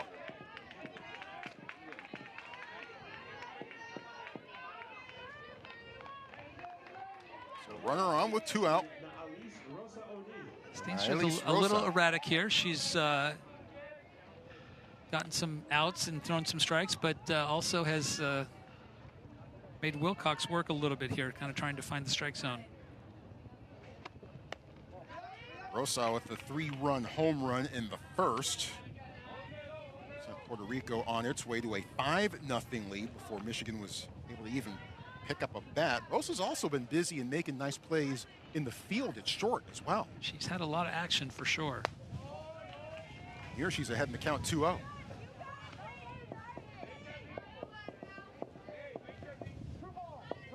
Scary hitter here. Obviously a 2-0 count. Steenstra wants to try and get a strike in, but has to be careful of leaving anything too much over the plate.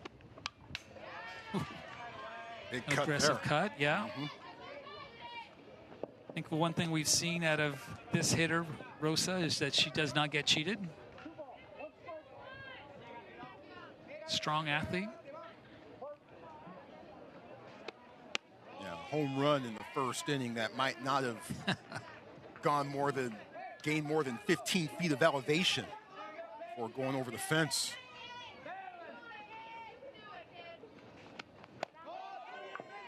Back-to-back walks, extending the inning.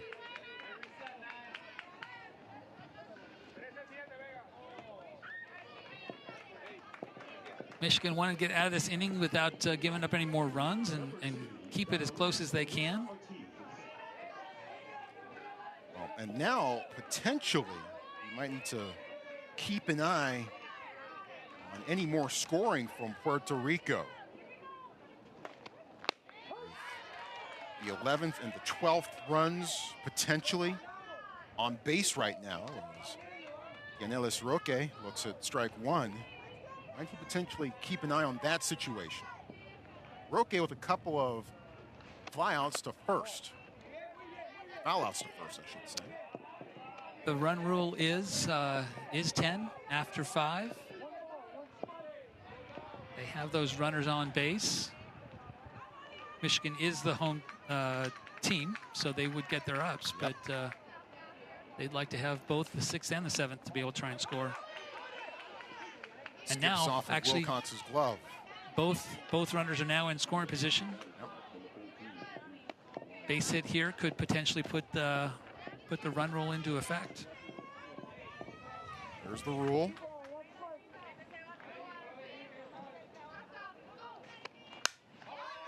Fly ball to right, and it drops in. And that will score both.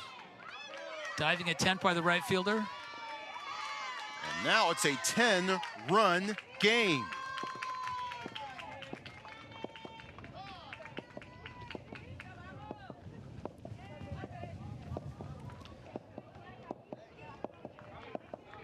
Yanelis Roque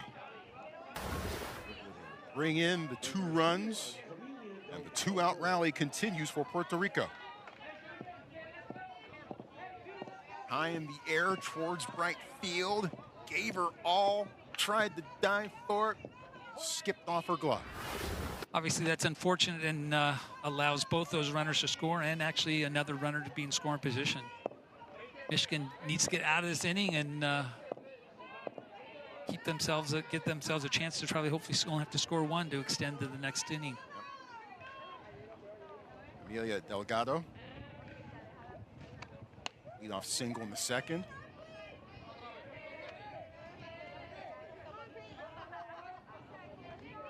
Scored a double by Roque, driving 2.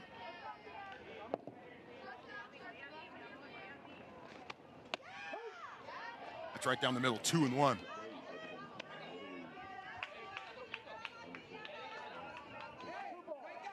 Roque's dream job is to be a pharmacist. Her talent, her special talent that she says is singing. Yeah, but not very good. So I don't know if that's a talent or something she just loves to do. Hey, just sing, man. That's all you need to do.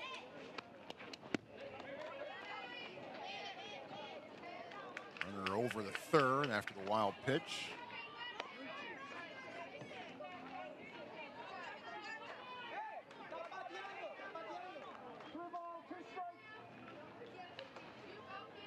Three and 2 from Steenstra. May have gone around, she did. So a strikeout to end the inning, but 6 runs in for Puerto Rico. As they find the bats once again. They scored a lot early. Now they've scored a lot late. Big sequence here. Dianelis Roque with the 2-run double. And now in a run rule situation here, it's 12, bottom 6 straight ahead.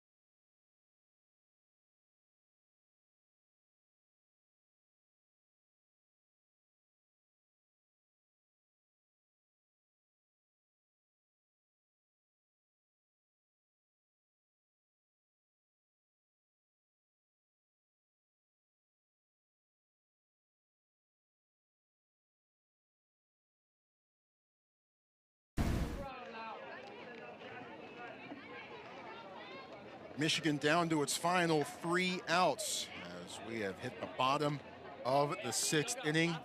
Puerto Rico head by 10. That has put us in a run rule situation.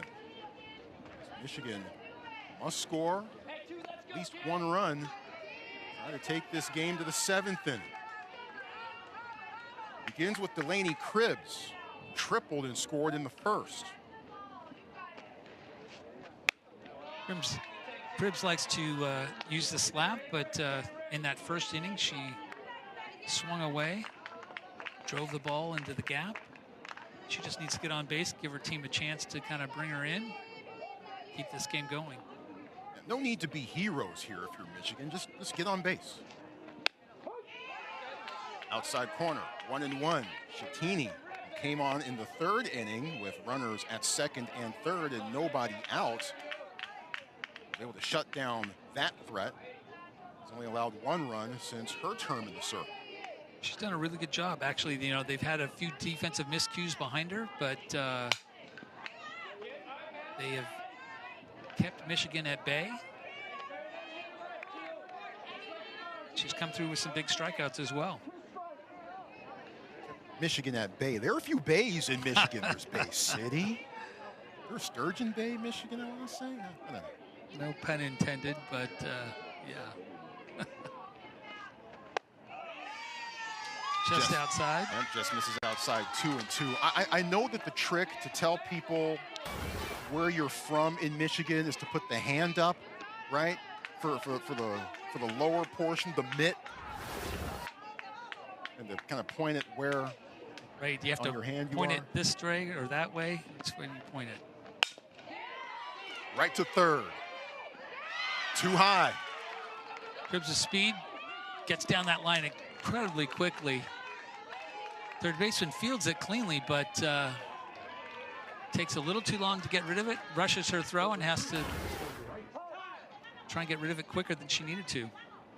Let's take another look at it here, especially from Cribbs' perspective. I think even if the throw had been in line, I think she would have beat that out. Cribbs was on the move. Great speed as a slapper.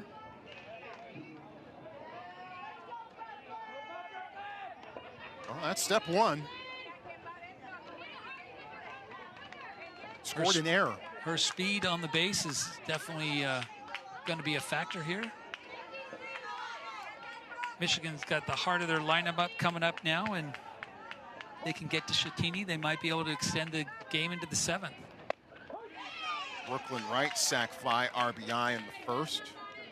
That is the 4th error committed by Puerto Rico, by the way. They had 4 committed yesterday against Czechia as well.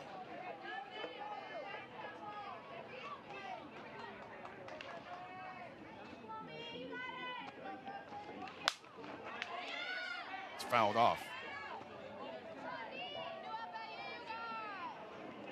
Puerto Rico going forward, obviously, if this result holds up, they'll go to 2-0 in pool play and be in good position. But you know they can score. Yeah, yeah.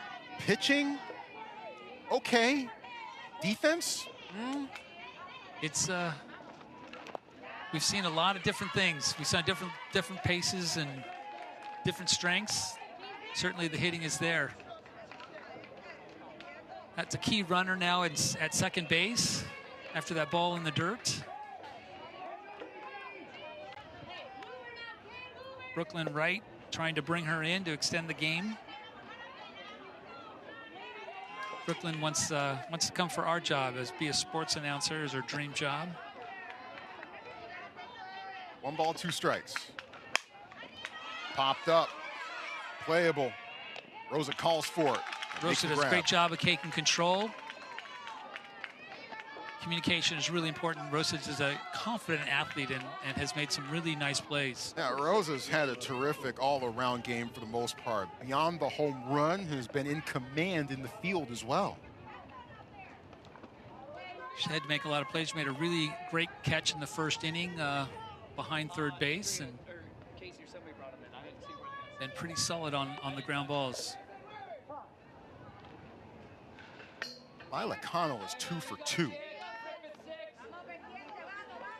She's 2 for 2 today, 3 for 3 yesterday.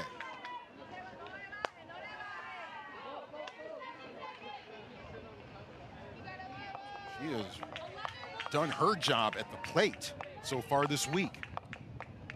She's been very effective and swinging the bat well. Would love to get another hit here today.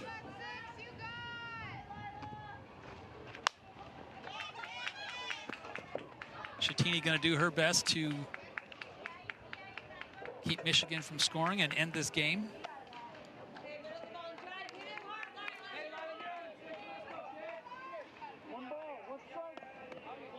One ball and 1 strike.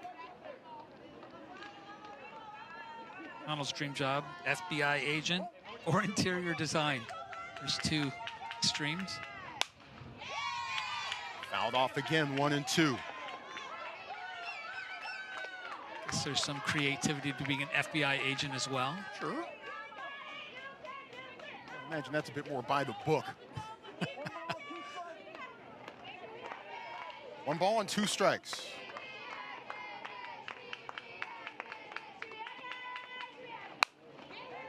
Back to Shattini. Goes to first with it. 2 away. Down to the last out here from Michigan.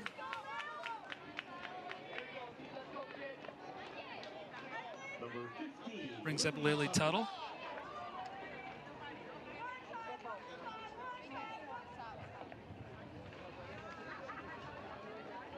Runner at third. Had a little. Laney, Cribbs. We had a little bit of a contact with the third baseman there, a little obstruction, but runner doesn't make an attempt to advance, so there's no harm, no foul in that scenario. While there was contact, there was no advantage to be gained. Tuttle looking for a base hit today. Cribbs at third. If she scores, this game will be extended. And that is backhanded by Rosa. And she's got no play to go. Run scores. Michigan stays alive. Rosa does a good job of getting that backhand, but can't get up from the knee and make a play. Tuttle got down the line really quickly, and it's a clutch hit for Tuttle to extend this game. Well, and I think a smart move by Rosa there, just holding on to the ball. No need to try to force what would have been a difficult throw. Michigan looking for more. Snow coned. Shattini over to first in time for the out, but we will go to the 7th inning. 12-3, Michigan with the lead.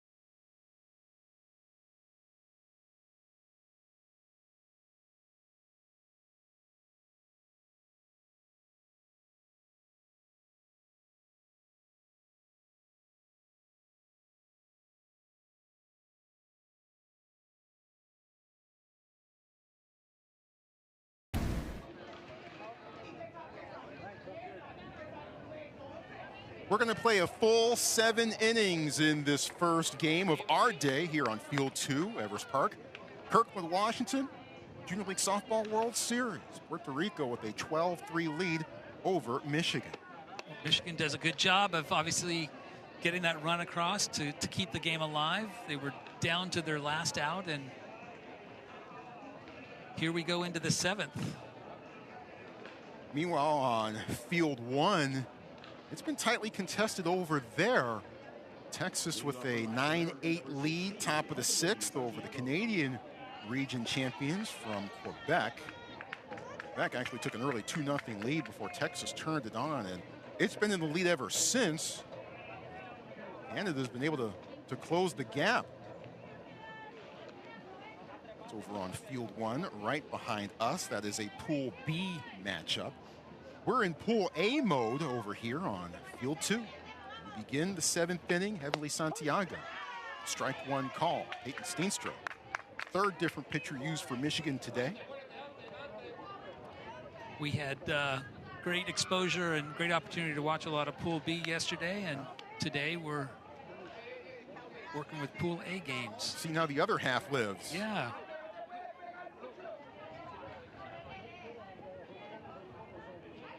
Just 2 games on the docket today for Pool A. We'll have the other one. Washington versus the Southeast Region champs from North Carolina coming up after this one finishes. 1 ball and 1 strike. Santiago.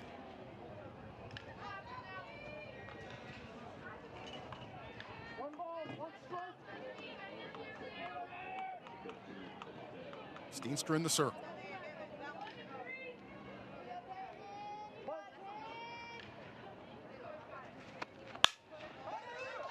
Hit the second. The scoop to first from Lovers. 1 away. Handled cleanly and easily. It's a good first out for Michigan. Connell who made the play. Michigan has been doing some shifting around personnel-wise with its defense. Part of that has been dictated from the fact that they've gone to 3 different pitchers. That one is lasered foul. Vega's at bat. Vega strikeout in the second, walked in the 5th.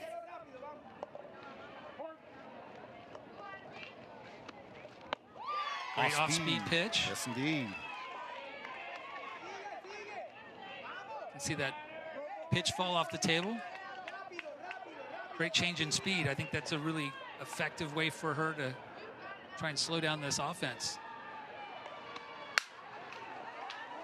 Followed by a hard pitch that's fouled off late. Yeah. Again, it always makes the hard stuff look harder when the off-speed is effective.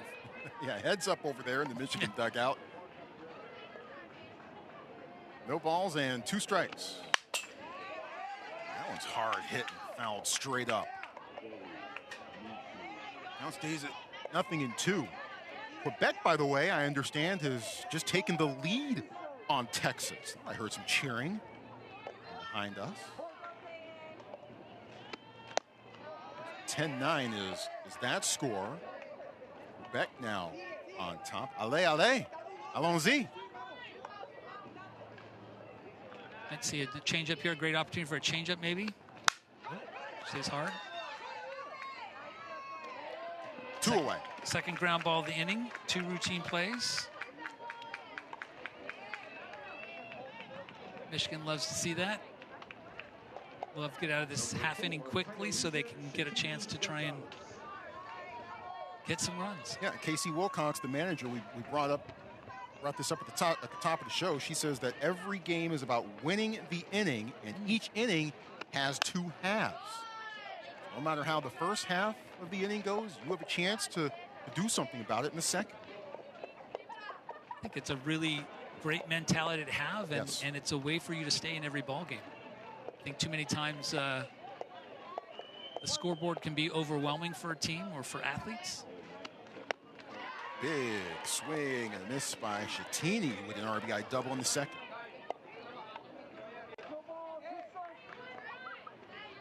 Shattini's done a great job in the circle and would love to contribute offensively here again. Michigan wants to have none of that and just get back into the dugout and try and score some runs. The 1-2. It's about maybe 35 feet for bouncing to Wilcox. 2-2. Got her. And here we go, bottom of the 7th, coming up. 3 up and 3 down in the top half of the 7th. Bottom half of the 7th straight ahead. Puerto Rico hanging on.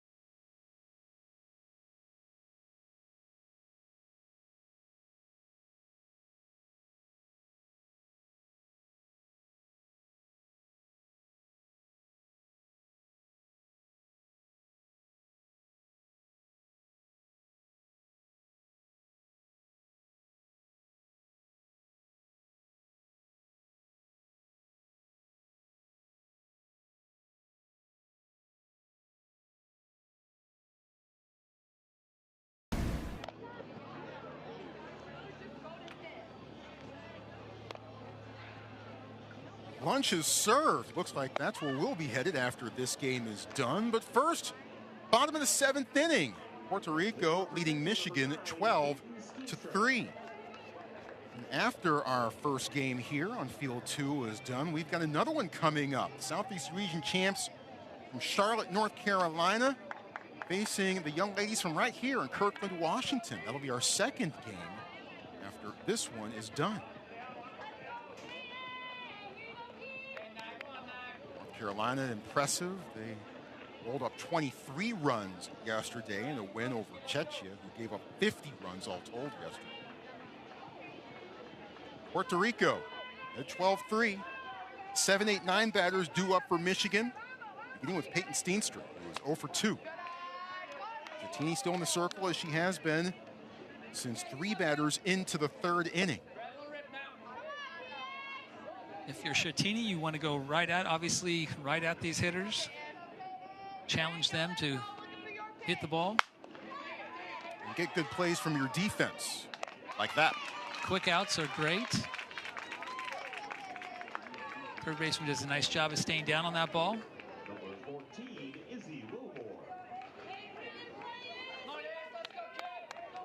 Yelis Martinez had that one the whole way.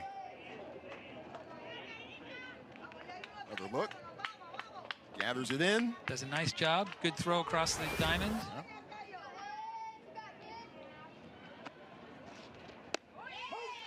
Wilmore thinks about it.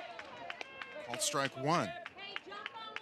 Izzy Wilmore with a single back in the 2nd. Izzy says her pregame routine is to sit in the car and play her music at exactly volume 20.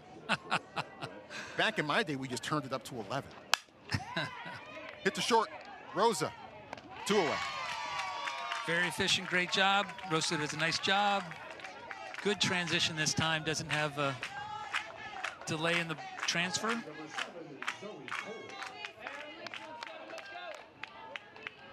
Quick 2 outs recorded. Brings up Zoe Cole. Puerto Rico's feeling it over here. Their fans are anxious for the game to end and get a chance to hug their daughters and players. Cole reached on an error in the 2nd.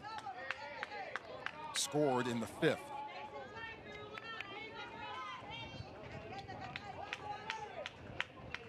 By my count, Michigan has left 9 batters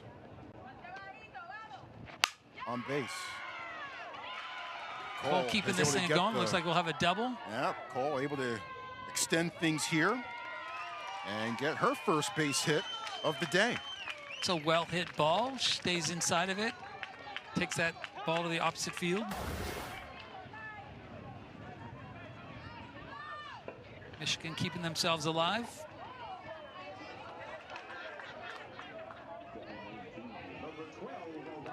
Another look now from behind home plate with Cole. Nice swing. Defense does a good job of trying to cut that off and get it in quickly, but Cole standing up second base. Stand-up double.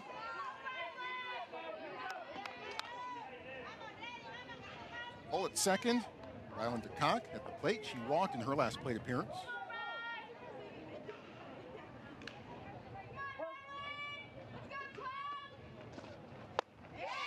Big cut, swing and a miss. Nothing changes for Shattini here, so obviously still have the 9-run lead. Just looking to go right at these hitters. Michigan down to their last out.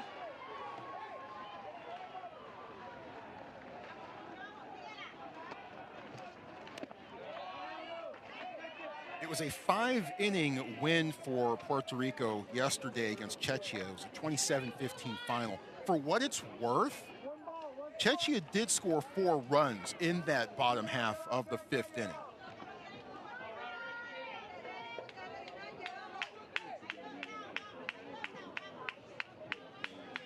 Runner at second.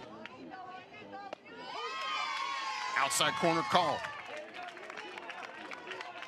Shattini bringing the strikes.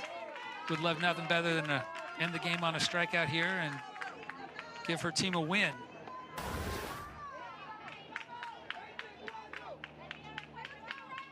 Shattini painting the outside corner. Good frame work there from Tejido. The 1-2. Swing and a miss. But no one's covering first. So the strikeout recorded, but the putout is not. Heads up there by Ryland. It's taken off. First baseman steps in to celebrate, and catcher's got no one to throw to. Wilcox doing a nice job of handling that ball that was in the dirt. Schettini got the strikeout, but runner advances on the drop, third strike.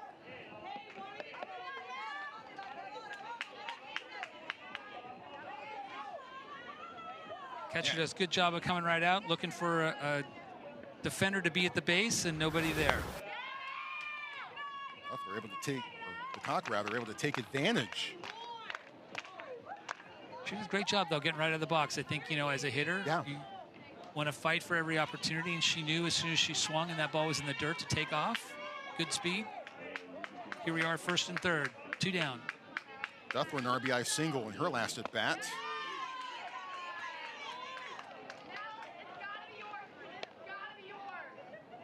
Two balls and no strikes.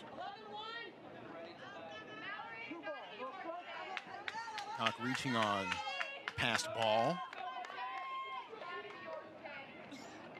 Cole hoping to come across and score.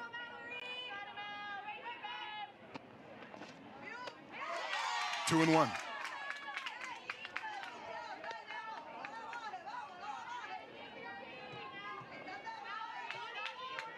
Schettini saying, no problem, I got this. I got another batter in me.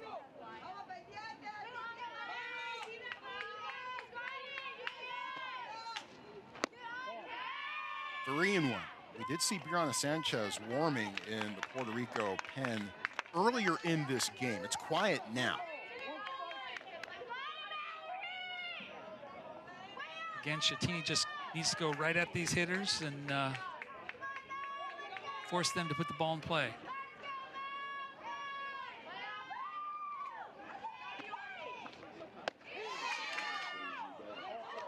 Throw down to second. Got her. And that's your ball game. Wow.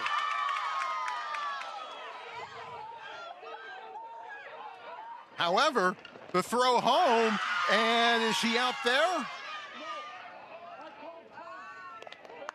Nope, they're going to bring her back. Now, however, that was a walk. That was a walk. That was a three-ball count, if I remember correctly. 3 and 1. So that should be a walk.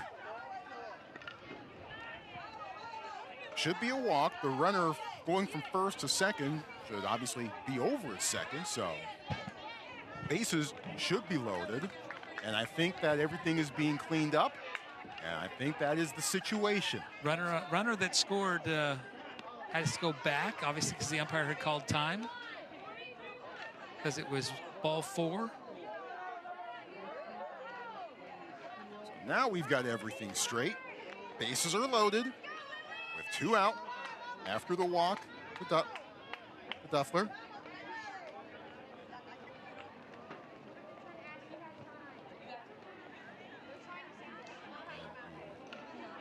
Puerto Rico coaching staff out to confer with crew chief and home plate umpire Scott Masleroff. I think they're questioning the play at the plate, obviously because the play was thrown out, but the umpire said should that matter? Because that was just ball 4. And he had called time, so the umpire, runner on third, wouldn't have the ability to advance.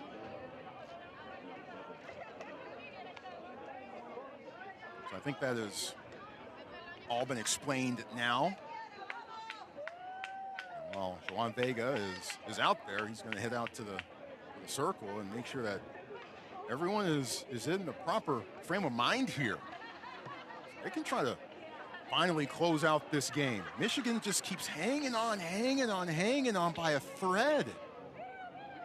All of this has come with 2 outs. Yep. They have not died. keeping their game opportunity alive. Puerto Rico was up by 10 going into the bottom of the 6th, had a chance to close things out there, but an error led the way to the run that extended the game here to the 7th inning. Here's the play. That's ball 4. Runner was on the move anyway, but she's going to advance to second anyway because of the walk. And you see, home plate umpire is calling time there. Yep. As he's calling time, runner on third tries to score, but obviously time was out. Right.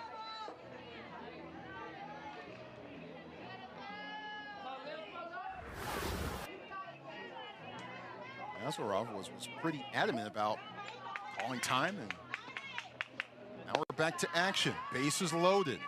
Lily Lubbers. Shattini again needs to just go right at these hitters. I'll show you the sequence again. From the umpire's point of view, he calls time right there, right immediately. Says nope.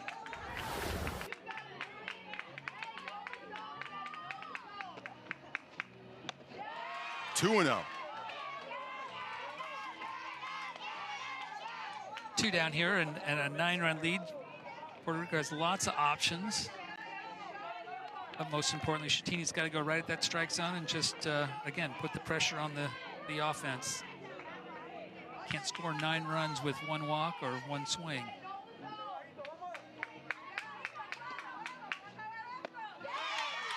Two and 1. If I'm Shattini, I'm literally just going right back at her.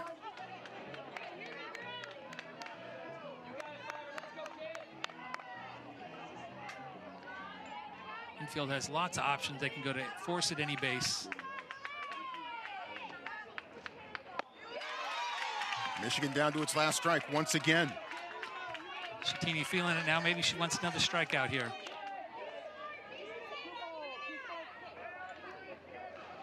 Bases full. Cole at third, DeCock at second, Duffler at first.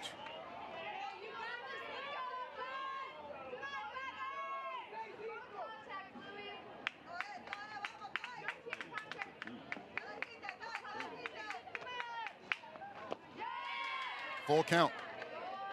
Runners will be on the move.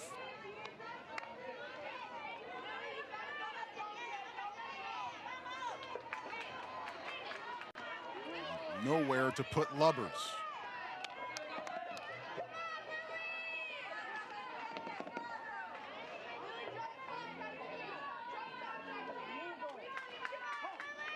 Time called. No. Illegal pitch. Yes. So that brings in a run.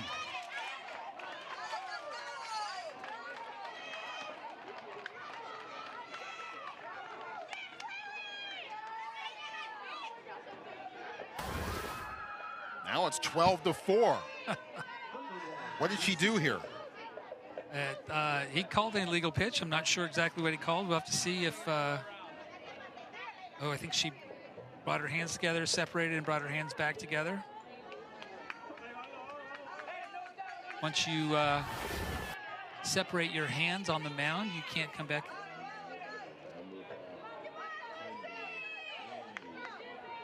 So Cole scores. Lucy Baker as we go back to the top of the order. Baker looking for her first base hit of the day.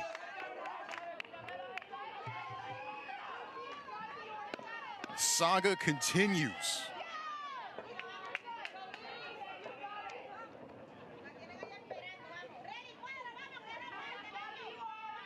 The 1-0. Giving Chase Martinez. Just out of play. Yep.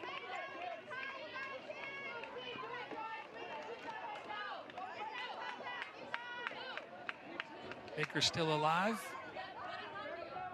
Giving her chance to keep her team playing. They are at the top of the order. Shattini's been very effective overall. This is her third time through the lineup, I believe.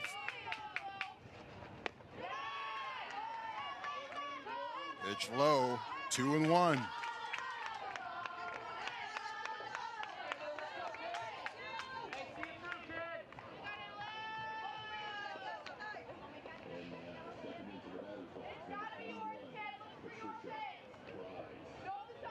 Lucy Baker awaiting the 2-1.